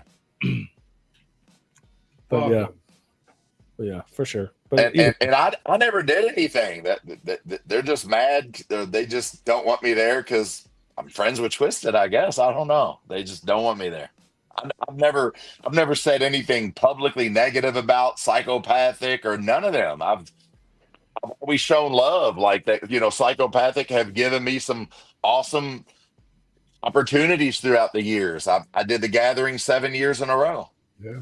And as soon as that Underground Avengers album had the M&E logo on it, it was open season. All right. terrible. So, I mean, hell, I did the march. I went and did the march, and I don't know. I don't have anything negative to say about them guys. They've given me some awesome opportunities, and if they don't like Twisted, I get it, but that ain't got nothing to do with me. But Twisted are my fucking homies, man. I love Twisted. They're my friends, George and all them guys. I love M&E. That's my homies. But I mean, Psychopathic, they were my homies too. But it is what it is, man. I'm not like crying or upset about it. I do miss going to the gathering, but that's their show, and I'm not going to disrespect them and show up. For sure. But I do miss going to the gathering and seeing like a bunch of my rap homies that I don't really get to see except the gathering, and there's a lot of fans there. I loved going to the gathering, but it's in the past, and I wish them the best of success and the best of luck, and Buck's just going to keep doing Buck shit. Hell yeah. It ain't nothing but love, man. I don't have no problems with nobody. For sure. I just miss seeing the old Mob Shop trailer out there. Right. Oh, we still got it. The butcher shop. I miss seeing that. I remember the first time I saw it, I didn't know you. I just thought it was barbecue. And I was hungry. Right. I ended up buying a shirt. Old Smoking Joe shirt or whatever from back in the day. Fuck yeah. Oh, that about Charlie Sheen? Yeah, I got that. The Charlie Sheen one. Oh yeah. I'm going Charlie Sheen. I remember that shirt. we sold out of them bitches. Fuck yeah. I love it, man. Super cool. All kinds of shit going on. New single this Friday with Timbo. Antagonist Act 2. Well, no. This Friday is Act 2. And then next Friday is the single with Timbo. Perfect. And then I think the Friday after that is the single with Jelly Roll. Beautiful. So constantly. And Or just go to that'll be the Mobstyle last Music and buy the single physical. from Antagonist. There you go. What was you saying? I said, or just hit up mobstylemusic.com and buy the physical copy, and you can listen to all of it because they're out. They're there. Yeah. I have it. I have one. And I have my Black Knight chess piece. That's tight. That whole thing, doing the faith bundles, that whole drawing was a really cool thing. You know, just doing the whole like lottery thing. That was the fans really loved that. I watched it later because we were doing this on a Monday, and you had a lot of joy spinning that wheel. All right. All that thing, you're like, yeah, fucking the lotto machine thing. You're fucking right. Loving that thing, man. Hell yeah. So yeah, I guess everything else is a secret, man. But all kinds of shit going on. I don't want to.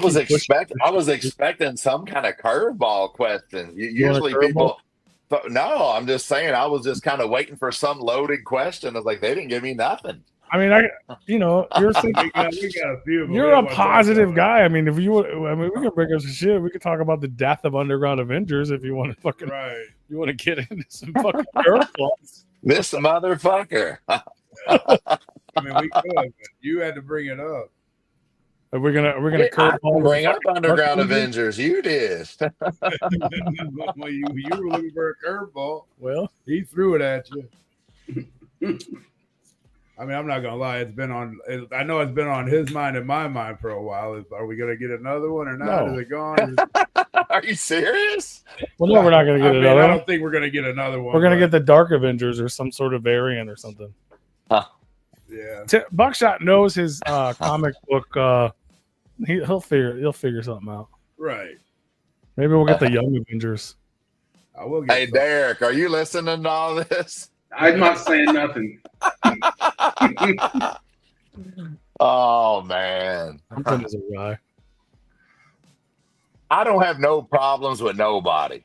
People got problems with me, but I don't have no problems with nobody. People make up imaginary problems with me, and I ain't. You know, it is what it is. I know the feeling. I get that. I saw your imaginary bullshit over nothing. Not that everything is about social media, but I saw your post. I don't know when it was. Sometime in the last 3 weeks. I don't know if it was on your page or Buck page, where you basically answered that question and then the other question, where it was like, these people do these things. These are still my people. Like just because they wronged you doesn't mean they wronged me.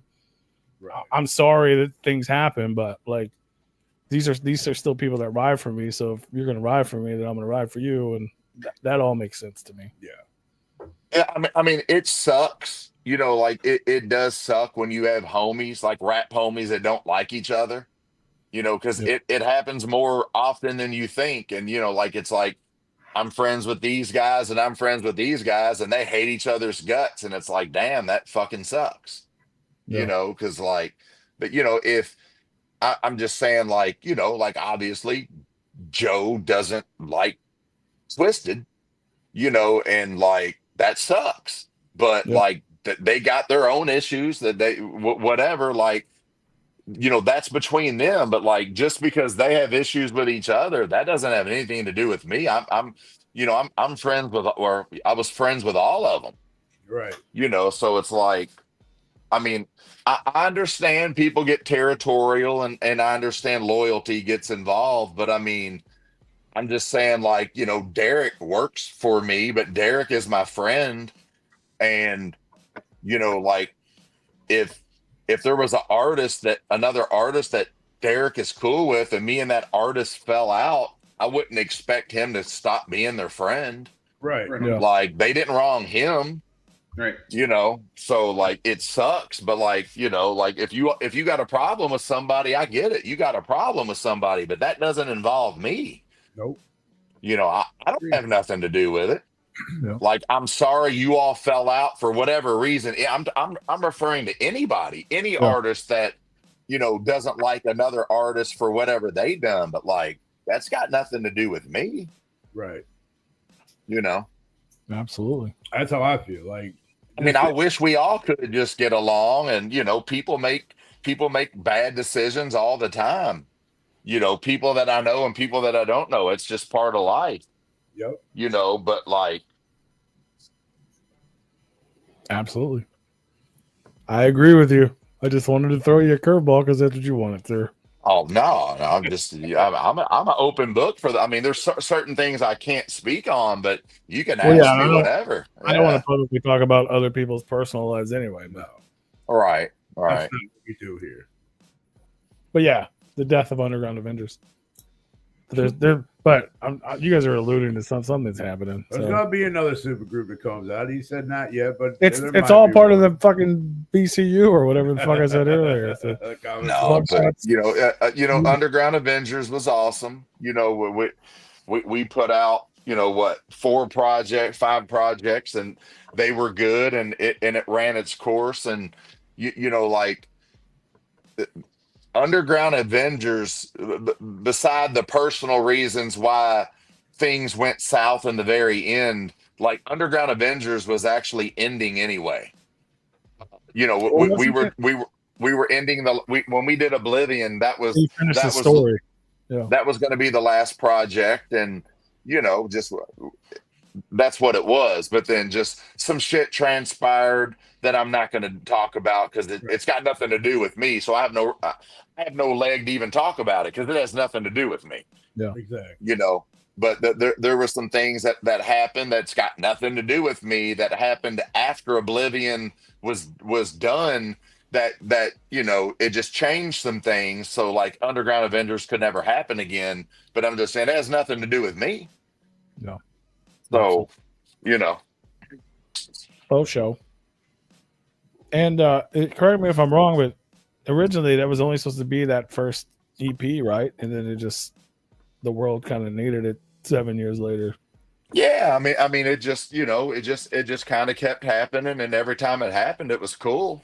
Hell You yeah. know, I thought the whole UGA thing, for the most part, was a pretty good experience. It was a good success too, I believe. Hell yeah. I love it. But I also like the idea of something new. Yes, for sure. Yeah. And there's lots of other Marvel Disney characters for them to cease and desist you on if you create another line of No, we're not. That's dead, and that's dead in the water. No more Marvel characters. That's probably smart. Yeah, I don't give a fuck about Disney. I'm just I don't saying, think- just the idea that like it ran its course, it was cool, and it's like on to different things. Right. Well, I mean, you still got Frank Castle and what does he go by? Wilson Fisk. Yeah, Wilson Fisk. Right. Yeah, so you still got you got Punisher and all that, Kingpin. So, you got all that stuff. There's all kinds of lore to attach to. Yeah. I love it, man. Well, yeah. What did we forget anything? Did we? Yeah, you got me on here. You might as well ask me. Well, I don't know. So I'm asking. Did we forget anything? Anybody else had any questions that are tuned in? I don't want to wait another year and a half. We had you on a Christmas show like a year and a half ago. Yeah, that sounds right. It's crazy. Tour that you don't want to talk about. Hollow Bleed that you won't tell us about. Christmas that you won't tell us about. I mean, Hollow Bleed's on October 25th. I can tell you that. I just can't say who's on it right now. It's a pretty big deal. I mean, like I said, it'll be the biggest Hollow Bleed we've done. Oh yeah, I asked. Are tickets? Can people buy tickets now, or they come on? No. We just announced it so people could like save the date. You know, so people could plan. Yeah, that's the only reason why we already announced it, just so you know people could start planning. Absolutely. No, I was going to say, if it's such a big announcement, go buy them now before the announcement. Yeah, you secure your. No, it'll definitely sell out quick. I mean, you know, but it's going to be a great show. Hell yeah, birthday party. October 25th. Maybe we should try to make plans. Lights Out at the end of the month. Yeah, what can we expect at Lights Out of your performance? Anything new? Anything different? Yeah, I plan on doing some new tracks off Antagonist that I've never done live before. Okay. Little double dragon. What's that now? I said a little double dragon action. When you both are going to be there. That's still too far in the future to talk about that. I don't know. Have you guys ever? You've never done any double dragon tracks live together, have you? It's Nope. never No. I mean, Kung Fu and I, we've performed live before, but we've never done Double Dragon stuff. Yeah. Hell yeah. Maybe. If you weren't planning on doing it, maybe you can plan on doing it. Hold on one second. Timbo! Oh, shit. Put a shirt on. Get down here.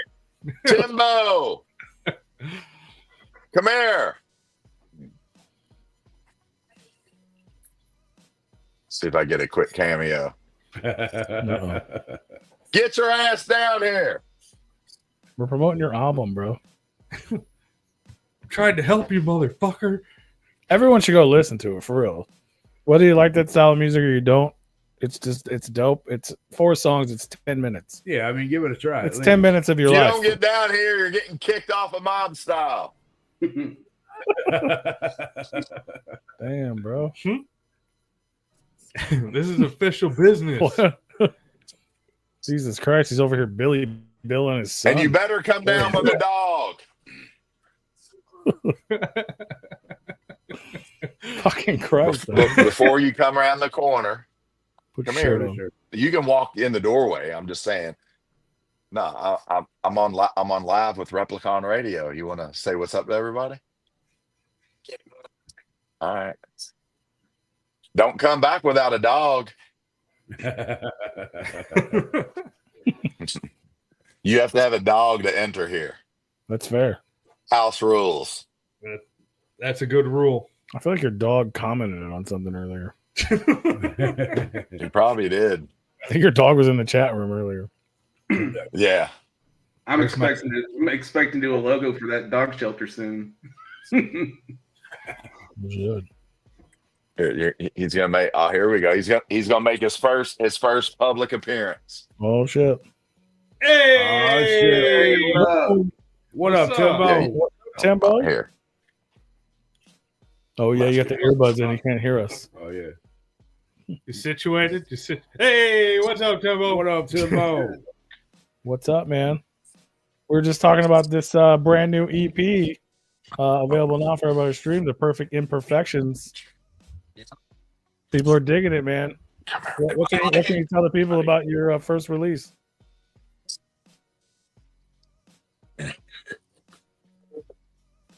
Like you can't. Oh, you gave me the wrong earbud. You gave him the one without the microphone. Oh. So unprofessional. I see how Pop set you up. Welcome to MOBSTYLE Music. Hey. Well, when I dropped them all, I wanted to be versatile, so I wanted to drop them all, and had different flows on everything. So I wasn't trying to have a style in a way. I just wanted to go in and just have different flows for everything, and that's kind of like my thought process on them. And ever since I was young, I kind of always envisioned, because my dad raps, and to everybody else it's him rapping, but to me it's dad, and I always seen him rap, and I guess something clicked, I don't know, and I just kind of started rapping a bunch. And I don't know, I always envisioned just sitting and making a portrait of me sitting in front of the city, and that's just kind of how I came up with Perfect Imperfections. Hell yeah. I love that, man. So That's I did super it. Yeah. I'm definitely excited. It's weird dropping music. It's definitely weird at first. Yeah. Have people around you, your friends group or work group or whatever, caught on to it and been freaking out? Yeah. I've shown everybody, and everybody's been hitting me up kind of crazy about it. They're like, everybody's tripping. The dude I work with, he's been freaking out. He's been wanting me to drop it for months, and he's ecstatic. So it's kind of cool that I got a lot of people around me that support me, especially him. He's helped me from the bottom. If it wasn't for him, I pretty much wouldn't probably have never even made it. Oh yeah. That's awesome. Yeah. I love to see that. I love to hear it. A lot of people are talking about it, man. They're excited to, it's like a taste. You know what I mean? It's 10. It's 10 minutes. Yeah. It's new to me. It's definitely new to me. So do you love it? I mean, is you doing this forever? Is Dad going to work for you someday? We're just gonna work together. We'll just be a dynamic duo. We'll just be the dynamic duo. I'm actually working on a song upstairs right now, so I'm really like trying to be consistent. You know, now that I dropped this, it's pretty much set in stone. You know, so Yeah. that's where I'm at with it. That's awesome, man. For real, congratulations on. Thank you. A lot of people can't even get to that part. You know what I mean? So I know. now it's all just the beginning. Yeah, for real. The But I future's definitely got. Oh, I'm sorry. No, you're good. I was just saying the future's bright, man. I definitely appreciate it. And I definitely appreciate talking to y'all. This is kind of weird for me too. I gotta get used to all this, man. This is so weird. It's all good. We're easy. That'll give you media training. You definitely Yeah. have a future ahead of you for sure. Well, I definitely appreciate y'all, man, for real. Definitely means a lot. No, for sure. Yeah. Congratulations, man. It's super cool. Keep following your Thank you. dreams. Hey, I'm glad you got a cool dad that can inspire you like that. Oh, for real. Yeah. Because I ain't going to lie, if it wasn't for him, I probably would still have never even dropped it. He pushed me to drop the thing. Like, he's like, you need to drop it. And I was like, all right, I'll start working on this ASAP. You know, so he's pretty much pushed me the whole way through. So, yeah. Well, I appreciate y'all, man. Awesome. Good to see you. Appreciate you, man. Congratulations. Yeah. Thank you very much. I appreciate it. Go Y'all have a check it good out. rest of y'all's day. Yes, You sir. too, brother. You too, brother. Hell yeah. Thanks, Dad. There it is, man. Timbo, Perfect Imperfections. It's on streaming right now. You can stream it, listen to it. He did his first official appearance on Replicon Radio. That was his first appearance. Fuck yeah. Next to us. When he surpasses you, remind him not to forget us. Oh, I hope he does. That's like one of my biggest dreams. Like if I could get him to surpass me, it's like I felt like I almost made it in life. Oh yeah, man. I love that. That's so beautiful. It really is beautiful. That's super cool. That's got to be inspiring for other people too, man. Like, because a lot of people don't have that. They don't have, let alone a father. They don't have anyone to support them like that. So, right. Kudos to you for being there for him, and kudos for him for having. It's the way it's supposed to be.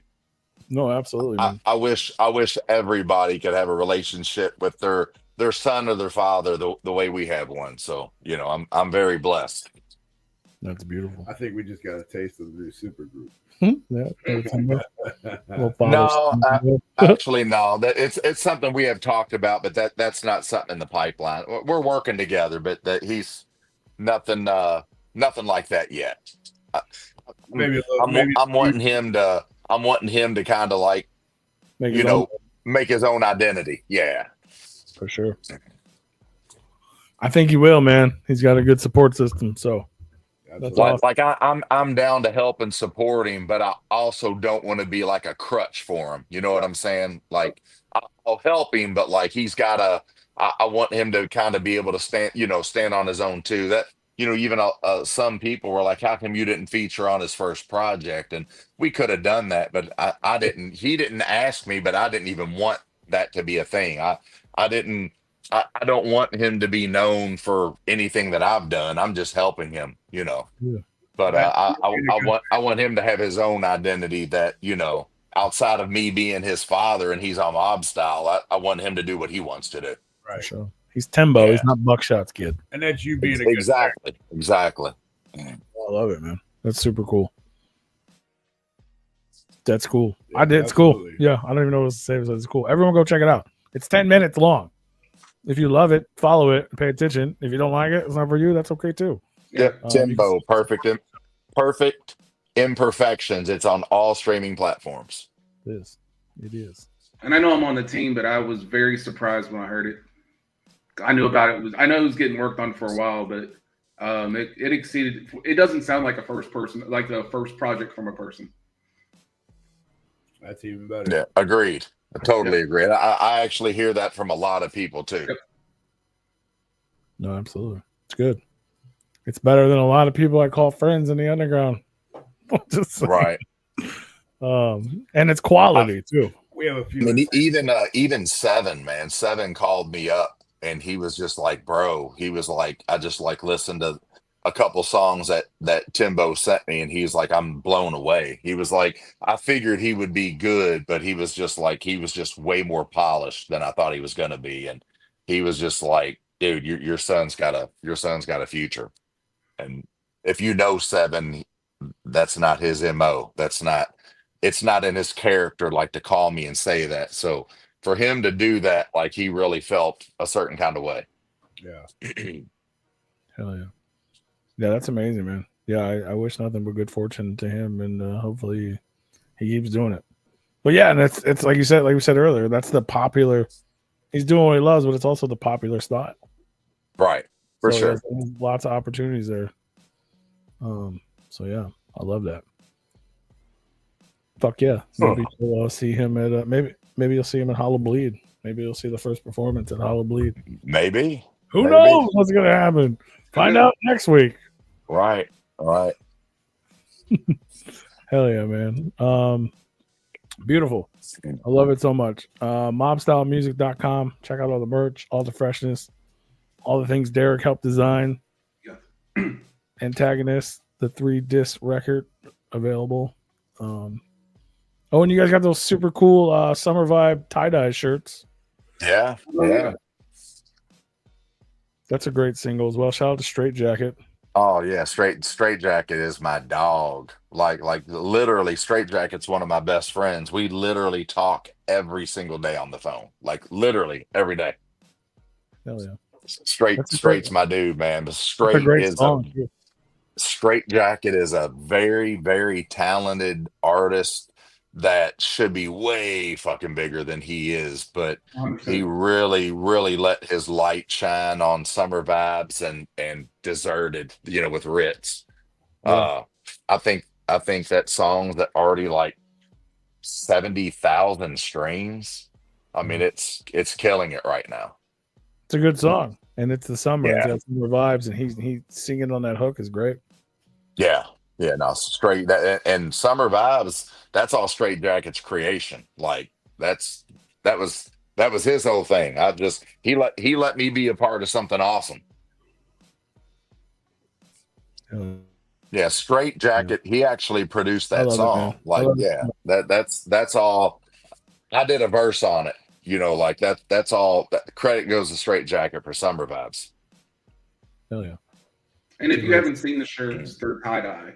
And that's just nothing it's really different. It's got Hippie Joe on it. Smoking Joe is a hippie, and it's really different than what a lot of our merch looks like. Yeah, it's just a whole different vibe. We were just kind of going for something just really different, and it worked out. It's definitely a different shirt, but it's super cool, and it works for that vibe for sure. You guys always come with cool shit, cool styles, everything. I don't know what to do besides compliment you, but I feel like that I'm works. complimenting the fuck out of you for no reason except for I mean it. Right. But I just love the way you do things, man. You make cool shit. You work with good people. You want people to shine. Like it's commendable. You're not just your son, but Derek here. You want him to shine. You want all these other artists to shine. You want everyone to get the respect they deserve. For sure. You want people to know who's credited. Like all these things that sound so simple and normal are rare in this scene. Right. So I appreciate the hell out of it. It shouldn't be rare, but it is. So if anybody's curious though, on the MOBSTYLEmusic.com, you can get the newest Underground Avengers album. I'm just saying. Ooh, nice. Yeah. Oblivion. You can. It's available. Dope album. You all wanted to bring up Underground Avengers, so I might as well plug the album. Might as well. I mean, it's still a thing, Yeah. The music still exists. It's exactly. It's still great music. Right. I love that album actually. My personal opinion, I think it's the dopest album we done. But Yeah. There's those summer vibe, those mob style tie-dye shirts. You get all kinds of shit, man. Antagonist. Get a free magnet with a pre-order. I didn't get a magnet. The fuck? Yeah, what the fuck, Buck? because the magnets came out after you ordered what you ordered. I had faith in you, and I didn't even get a magnet, bro. Yeah. Yeah, Who fucking who? You want a magnet, motherfucker? Order something else on the mob shop, and I'll give you a fucking free magnet. You fucking whiny piece of shit. Damn, bro. I'm sending you 2 free magnets. How's that? Hey, no. You order a shirt on the website, and I'll give you a fucking free magnet and a fucking Underground Avengers album for free. Well, I'm looking to shop right now. So. Is that for anybody or just me? Just the whiny bitch. That's for anybody in this fucking panel. Anybody. Yeah, I'm not gonna get 100 orders tonight. I got to send everybody 100 fucking albums. Right. You poor thing. Big Trouble with Double Dragon still available. Go pick it out. Some versions of it. You still have vinyls? That's crazy. Everyone should go buy those right now. Look at all this freshness, dude. Don't forget about the mystery bundles. Mystery bundles. Obscure audio. There's all kinds of. If you keep going deeper, you'll find things you can't believe are on here.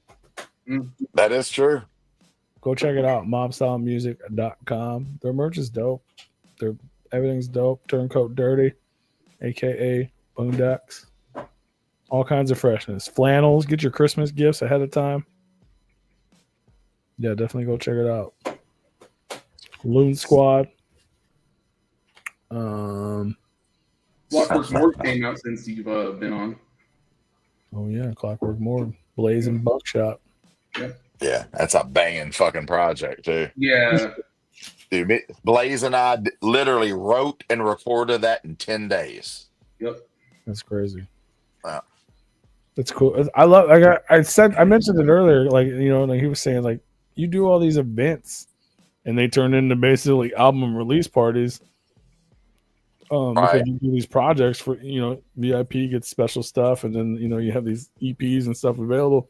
But some of that stuff is lost because it's maybe people didn't notice it as a release because it was so special or what, mind you. But yeah, it's all fucking really dope stuff. Right.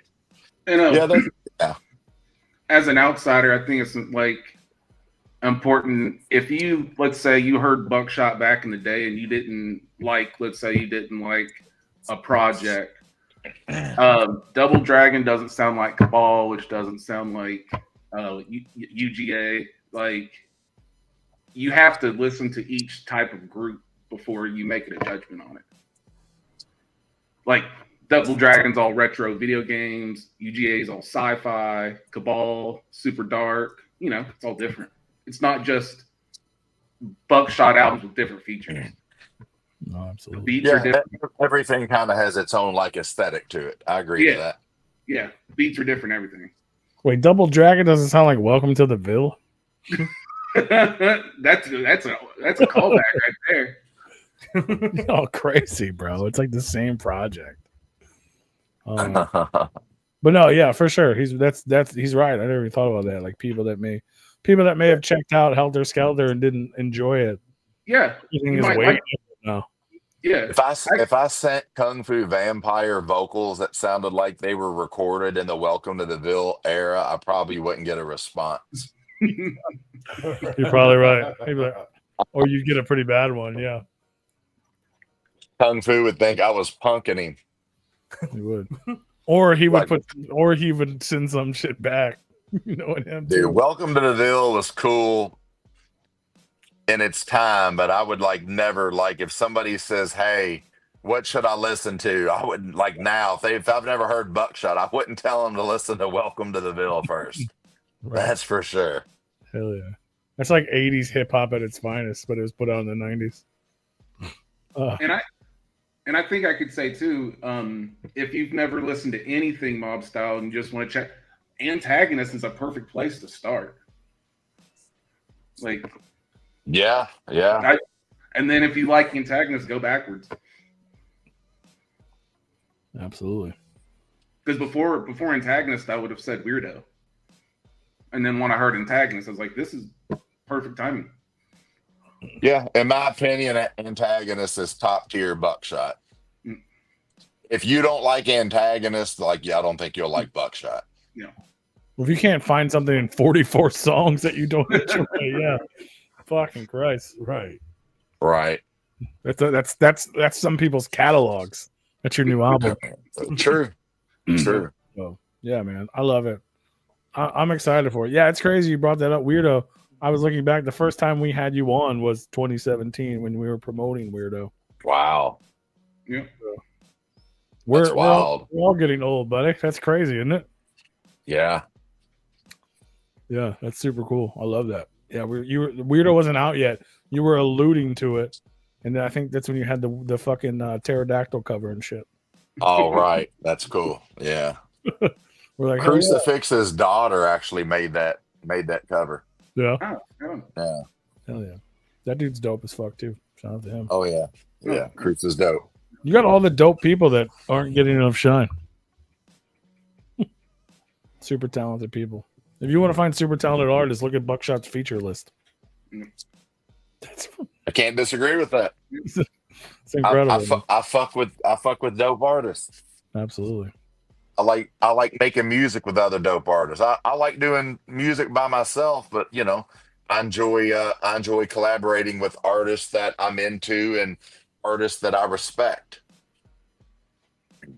Yeah, the first time I ever heard Mad Child was on the song Run, like 2013. And I was like, right. Yeah, I didn't know Swollen members. Oh yeah. Yeah, I remember that. That was the first time I think I noticed with the Kool-Aid shit. Oh yeah. Right. Yeah. Yeah, we actually dropped that at the gathering. That the Kool-Aid assimilation with the Kool-Aid packets was like a gathering thing. Oh yeah. So dope. All these fresh ideas, more to come. I can only imagine. You just constantly top yourself, and it's super cool. Make sure you guys follow Buckshot at Buckshizzle on Instagram or Buckshot on Facebook. Go buy the new album, MOBSTYLEmusic.com, and all the fresh merch. Come to Lights Out at the end of the month. Get ready for the big announcement for Hollow Bleed. Go check out Timbo.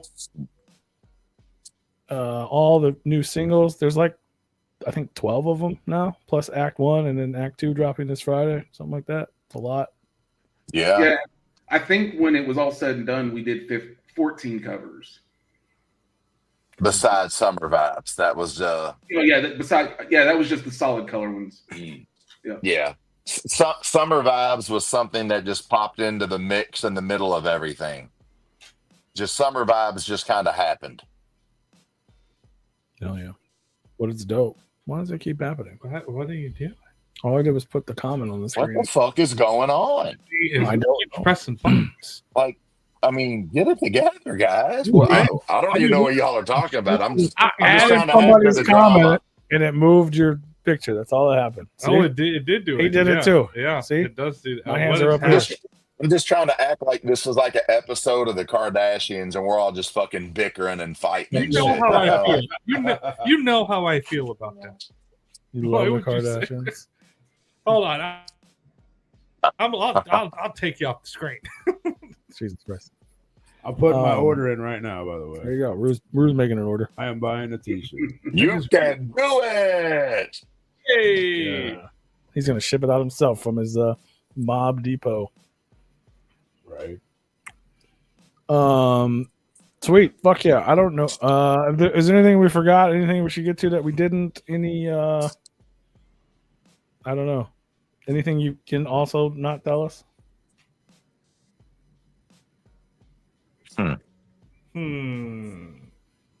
You think about it. Derek, I'm going to ask you a question because we asked all of our guests the first time they're on. Essentially, we want to know like people's inspirations or things like that. So you have 3 albums, 3 records that like, you know, maybe you listen to when you're drawing, or maybe they inspire you, or maybe it's something you cry to in your car that nobody knows about, or maybe it's the one you punch holes in the drywall to, whatever it is. 3 records that you just could not live without. What would they be? Oh, that's a hard one. Korn's self-titled for sure. Angry Youth Vibes. Marshall Mathers LP. Can't disagree with either of those. And then I do Helter Skelter, 2013. That. You don't have to say that because it's here. That plugs a lot of holes for me. Yeah. I love that. That's beautiful. That's super cool. Hell yeah. And that would have been the answer before I knew Buck. That's even cooler. I love that so. I love that so much, man. That's super cool. Yeah. I was listening to MOBSTYLE like I said, 7-8 years before I ever met him. Hell yeah! Look at you now. I didn't know what you were getting ready to say, but I forgot the safe word for a minute. I'm on deck. Nah, me and Derek came up. I remembered it, but we came up with a safe word. I was like, if you start to say something like about something we're working on that like you ain't supposed to say, it's like I've got a safe word. I'm gonna say it. It means to shut the fuck up.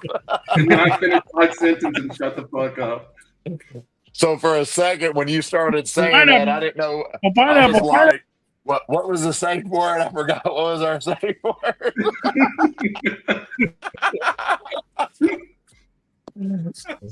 But then I remembered it even before you said it. I was like, yeah, that's right. Huh. Yeah. Well, hopefully I didn't spill any beans. Yeah. If you did, big secrets in the works. Big secrets. Everything's a secret, but either way, it's still exciting. Got an order. Just saw order come through. Oh hell yeah! That's me. There you go, Duder. Nice. Comes in as Kenneth.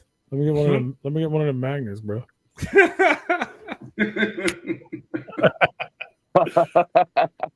He wouldn't give it to me even if he sent it to him. Oh hell yeah! No, but running out of grip space for all those. Every time you came over, he would. That's all right. We'll see it. But either way, now I feel like every time and any time you ever place an order, I'm just gonna throw a fucking magnet in your order every fucking time. You think I'm bullshit? You think I'll forget? Watch. He gonna get a whole ass Pizza Hut magnet. He gonna get a Papa John's magnet. That would be so much fun. I'll throw a MOBSTYLE magnet and a slice of pizza in your fucking order. You get a State Farm magnet. You just gonna get all the bags. Just random shit. That's hilarious. Oh fuck! You're too much. You guys are silly. Lights out.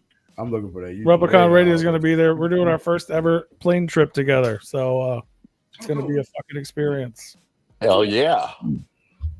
So you always drive to Astronomicon? Yeah, normally. Okay. And you don't normally get all three of us at one place either. So all three of us are flying because Edward is such a nice guy and invited us very thoughtfully, and we couldn't turn it down. That was very nice, Edward. Shout out to Light. Fuck yeah. Yeah, when people show us love, we like to go places and do things and spend time with him. So and he showed us a lot of love and really wanted us to be there. Yeah. So we gonna do it. Yeah. And just so you know, we're passing up. It's Twisted's in town that same weekend. So. Oh yeah, Twisted's at Pops that night. We live in St. Louis. Oh no. Yeah. So we're missing that to come join and kick it with y'all.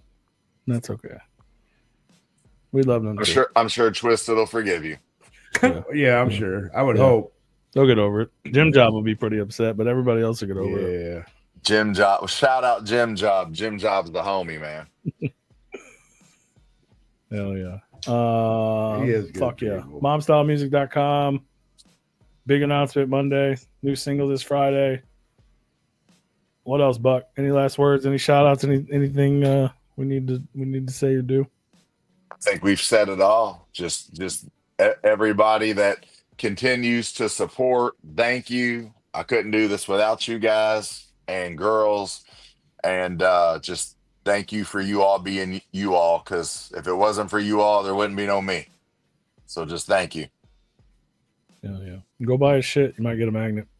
Buy my shit. You might get a magnet. That's a good tagline. Thank you for hanging out with us, man, and always showing love. We love you for real.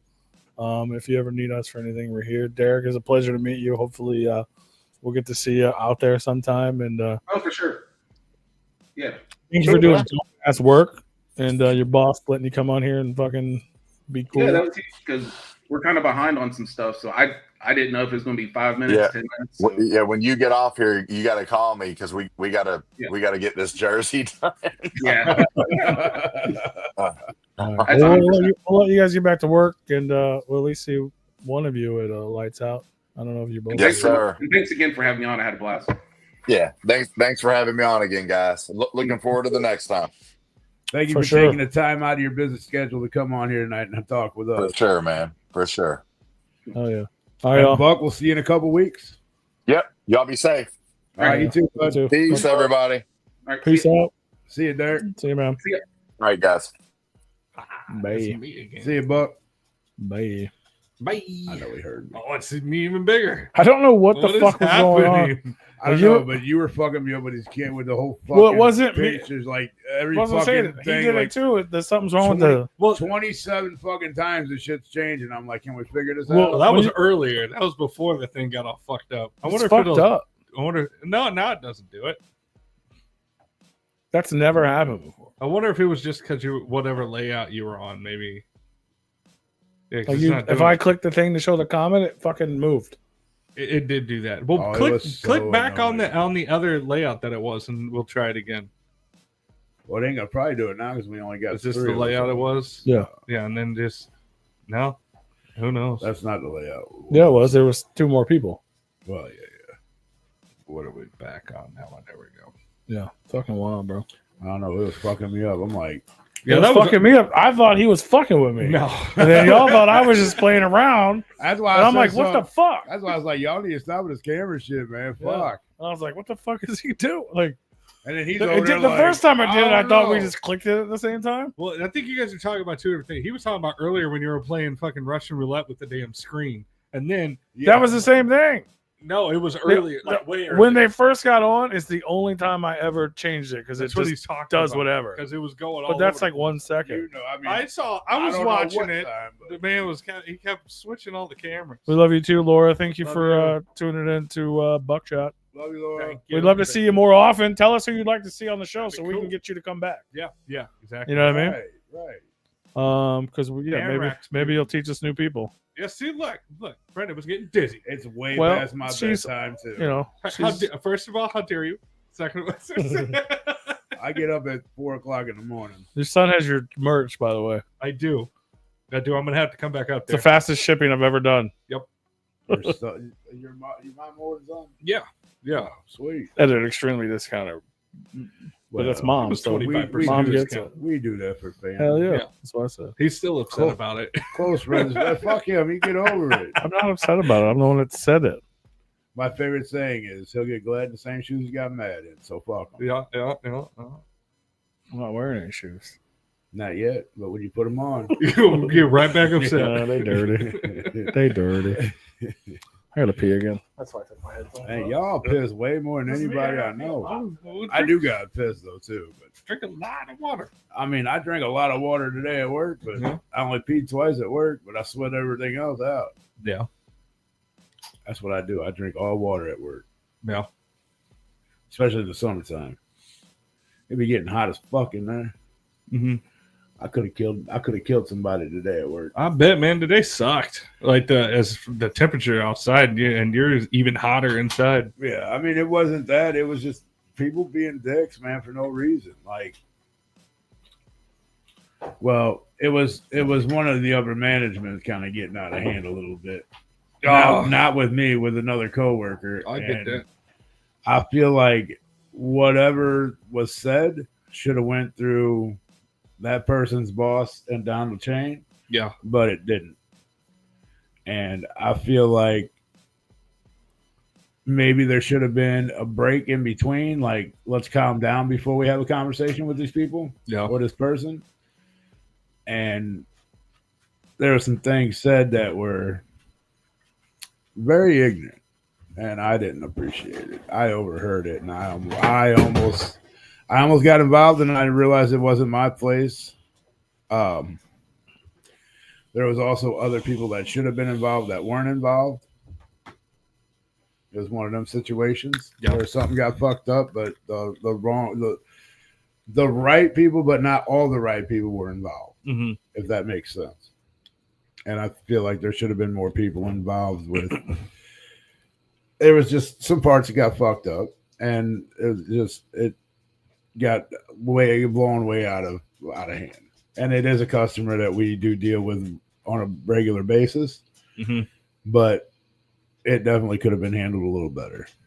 Well, that's management special right there. They don't like to handle things correctly all the time. Well, you got to know, and we all know the guy too. So it's like we kind of expected it out of him, which I always do. Like if I ever fuck something up, I expect him to come over and fucking like give me the business because I deserve it because I fucked it up. Yeah, like at least come talk to me about it. And then as I'm explaining it and you don't feel like I did the right thing, then fucking yell at me and let me know what I need to do. But when you come over and just fucking yell at me for no reason, something that's out of my control, I will yell back. And I have yelled back at this gentleman before.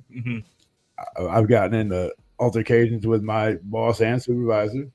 I'm not afraid to speak my mind. I don't go above and beyond to where it's going to get me fired. Yeah. But we do have a conversation, and we do kind of sometimes you got to talk ignorantly to get your fucking point across. I understand that. Yeah. And luckily that my boss and supervisor and this other gentleman understand that too. So if somebody pops their fucking lid, it just kind of stays between us, and then we let cooler heads prevail, and then eventually we come together and apologize for the way we handled situations. Yeah. That's one of the best things I can say about the people that I work with and for.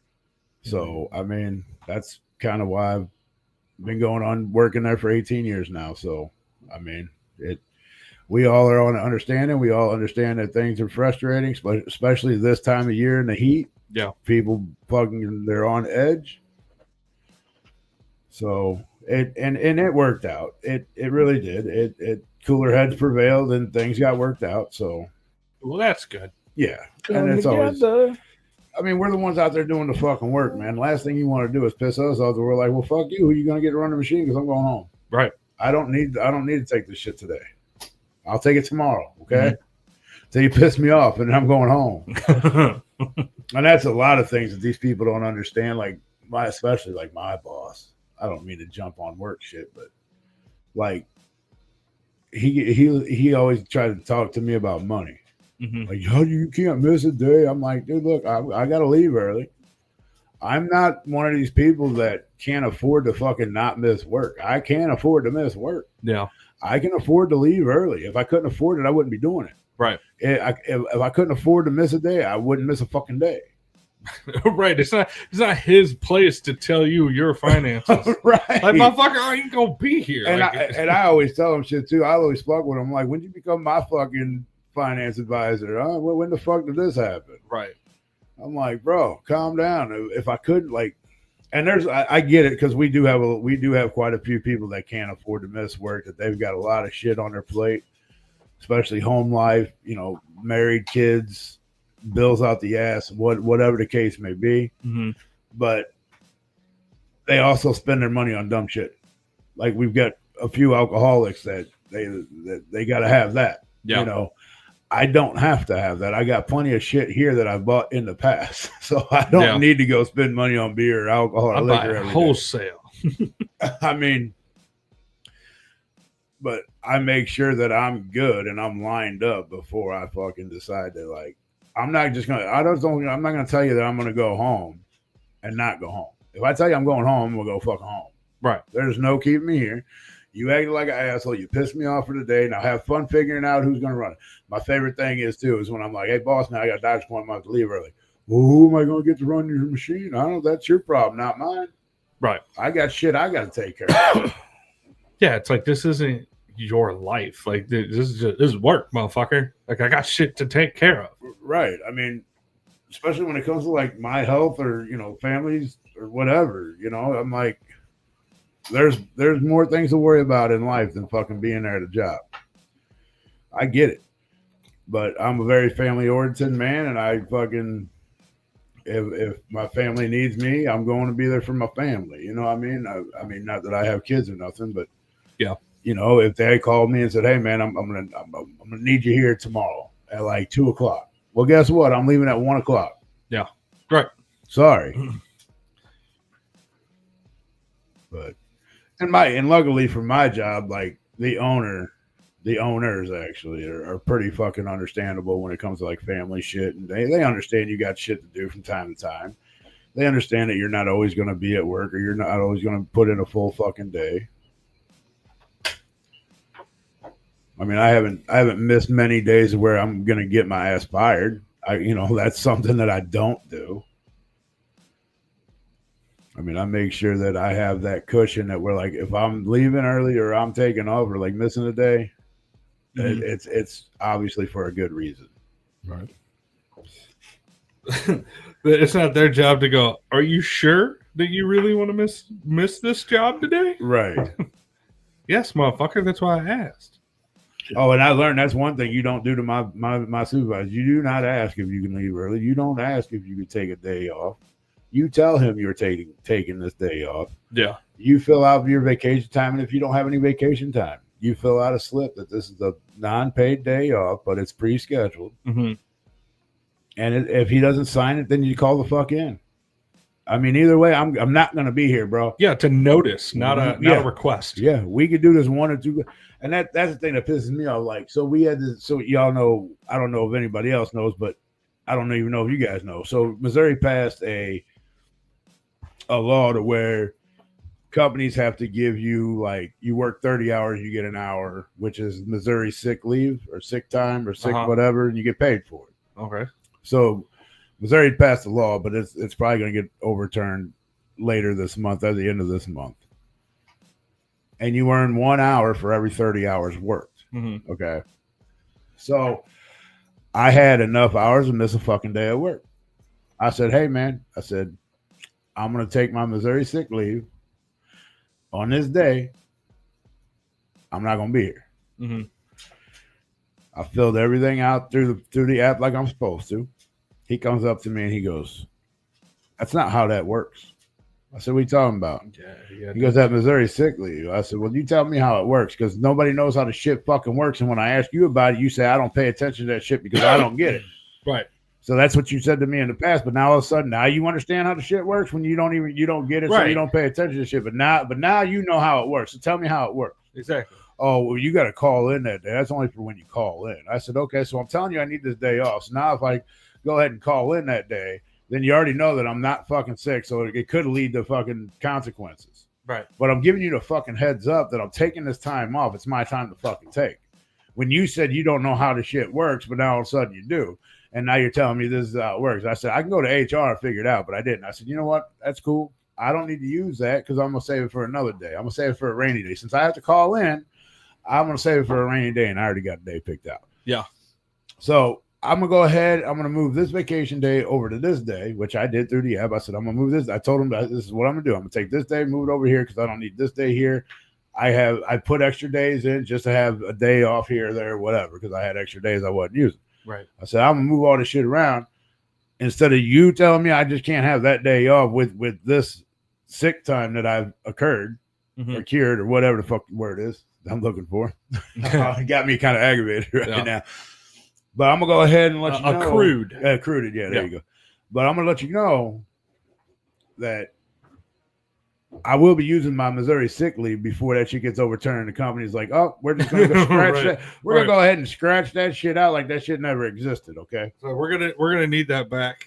Yeah. So once it gets overturned. So I will be using that in the future, but I'm going ahead and I'm going to move all these days around. I'll move this day over here, and I don't need this day here, so I'm good to go. Mm-hmm. I have my ass covered.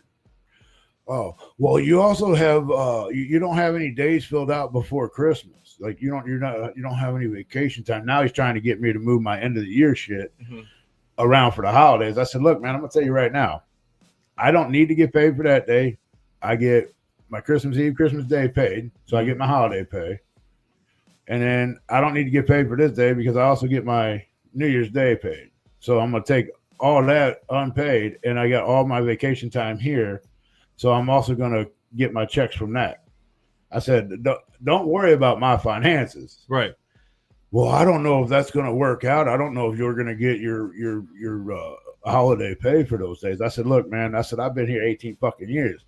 I said, there's people that take time off during the shutdown that we're not even working, and they still get their holiday pay, and they don't even got vacation time. So how the fuck you going to tell me if I don't have a vacation time put in there, I'm going to miss out on my holiday pay?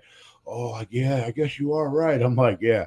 You don't think I read the fucking handbook, bro? You don't think I pay attention to shit? Like, I'm not a fucking idiot around here. I pay attention to my shit, and I know you hate it. Yeah. Because I'm not one of those people that you can come to and talk to like that. So he understands that, like, when I put shit in, I'm not gonna be there. Yeah. So, and I do have a day coming up where I think I'm just gonna use my Missouri sick leave, but then I got to figure out what I got to do with 5 or 6 more hours. Yeah. So, because I work 10-hour days, so I got like 15 or 16 more hours altogether. So I got to figure out what I'm going to do with the other hours. I'm sure you'll find something. I'm sure that day where I want to leave and go play golf early on a Thursday, I'll figure it out. It's like, I think I need to leave. Yeah, boy, my Missouri sick leave is calling my name right now. I'll go ahead and take the next 4 hours off of work. Oh, and Monday, I'm going to come in 2 hours late, so go ahead and figure that in. Also sick that day, too. Yeah. But I do got an all-inclusive baseball game I'm going to coming up here. There you go. And I think that's on a Sunday, so I think I'm going to be sick on that Monday. Damn. Boss man, you wouldn't believe it, man. I got sick over the fucking weekend, dog. I was around too many people. Starting to feel a little better today, but I need to go ahead and take the day off. So go ahead and throw that Missouri sick leave right on in there for me. Oh, don't worry. I'm just calling you right now to let you know I'm not coming in, but I'm going to fill that out. Right. Don't worry. I'll cover all the paperwork. Yeah. Yeah, I'll make sure to send Sarah an email in HR so they can get that all taken care of. No. Matter of fact, don't worry about shit. Just know that I ain't gonna be there. I love how he was like, well, you can't use it that way. You definitely got to use that where it's unexpected for the company. Right. I tried to be about nice. it. Yeah, I try. See, that's my ways of being nice to people. Yeah. Like, bro, I'm trying to give you a heads up. Prepare for this. Yeah, I'm trying to give you a heads up so you can call one of them temp people in. I know they can't do what I do. Yeah. But you could pull somebody off of some bullshit, put them on there, and then have them do what I do. I know there's only 3 of us that can do. Well, now we got a one winger in fucking work now. He hurt himself. So he's only got one arm, and he's one of the guys that can do what I do. He can get put on a setup and do the setup, but not anymore. He's got one arm. Well, it takes him twice as long. He can't even do it. That's the fucked up part because he can't climb up on a machine. He just can't do nothing. Like he can't. He can barely run a fucking machine, just stand there trimming fucking parts all day. He's like, it fucking hurts. I laugh at it. And especially if you put it in an ample notice, anything over a month is not a request. It's a notification to like, hey, I'm not going to be here that day. I don't give a fuck if you deny it or not. Like, right? I'm not going to be here that day. So you could prepare for it, or you could just not. Like, that's up to you. PTO, prepare the others. I'm not fucking coming in, bro. Yeah. Prepare the others that I ain't gonna be here, bro. That's plain and simple. Right. But these motherfuckers, oh, look at that, 10 o'clock already. Yeah, just like that. Hey. Just like that. P ain't like, fuck, I wanted to talk. It's like, shit, I gotta back out of this. I had some shit I wanted to talk about. This motherfucker talk about work. Y'all do it, man. Talk about it. I'll if you guys are going to Gathering the Juggalos, I'll see you guys there. I'll be there tomorrow night.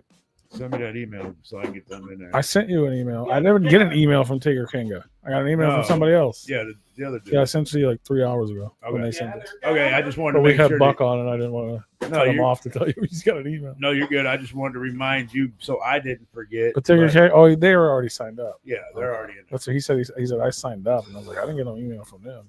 Yeah, no. Tomorrow night, Spamily Stage, Juggalos in Recovery, Celebration of Life. I'm hosting it. Come hang out. Tons of performers. It's going to be super fucking dope. Quick question on that. Are they going to, now they do a show on Tuesdays and Fridays. Are they going to be live on that? Who? I don't know. Maybe. I guess it's a Spamily. Yeah. Maybe. I don't know. I don't know what they're doing. But go check them out if you're there. Yeah, then maybe. I don't know. I know the DJ at Club Chaos has a Twitch channel, and he's going to be live every night on Ooh, Twitch. that'd be fun. DJ Fluff. So come hang out with me there. I'm excited for it. I'm not allowed to tell you what's happening there, but I know I said it earlier, we're going to spread my homie's ashes. There's going to be Jolo shots. There's going to be performances that I can't tell you about. I definitely couldn't tell you if it was like, you know, people that played the main stage last year or anything like that, because then that would be alluding to who it could be. But yeah, we definitely wouldn't want to do that. Come hang out at Club Chaos. And then somehow the next morning, I'm going to wake up and do the fucking Juggalo Flea Market podcast event 5 hours after I'm done with Club Chaos. So Just gonna have to go to bed early. yeah, I can't. The problem is I can't go to bed early because I'm hosting an event till 5 a.m. Yeah. Then I have to be there at 10 a.m. Yeah. Yeah, so I can't go to bed early. You better not fucking jaw jack around and just fucking leave right as soon as fucking 5 o'clock hits. Get Go your buy our shit and merch. We got merch on the website, repliconradio.bigcartel.com. 7 new shirts, a bunch of old shirts, new shirts. We got the VIP for Total Extinction. Go buy that. Get yourself one of them fly ass collared shirts up there. Those are dope as fuck. Yeah. Just a little logo on the front. That's it. Fuck yeah. I did wear the other one that I made with the logo on, and then a big logo on the back. And motherfuckers, they like that one too. Yeah. Oh yeah. Tell them to buy them. This even says here, available in other colors. Just ask.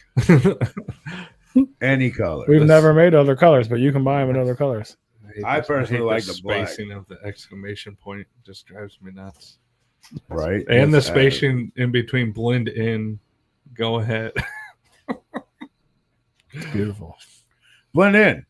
Go ahead. Yeah. The Replicon's watching. He said it right. Yeah. That's the space is for. The space works there. It's exactly what it is. It's like sarcastic, but also genuine. Yeah. Right. Blend in. Go ahead. Yeah, go ahead. It's fine. Replicon's watching. Yeah. And we'll be back next Monday. And if I survive, we'll be back next Monday. And remember, if you'd like to be a proud sponsor on Replicon Radio, shoot us an email to repliconiswatching@gmail.com for more information. Love ya. Bye, y'all. Replicon Radio. Replicon Radio. Talking shit with the juggalos on Replicon Radio. Give it a listen. Don't be a bitch. Replicon Radio.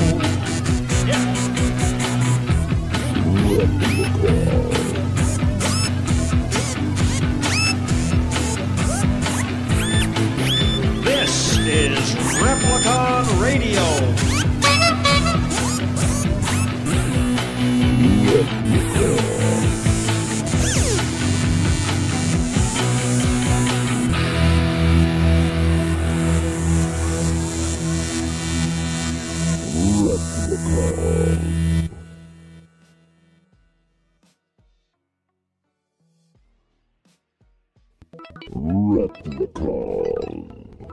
Replicon Radio. Replicon Radio. Talking shit with the juggalos on Replicon Radio. Give it a listen. Don't be a bitch. Replicon Radio.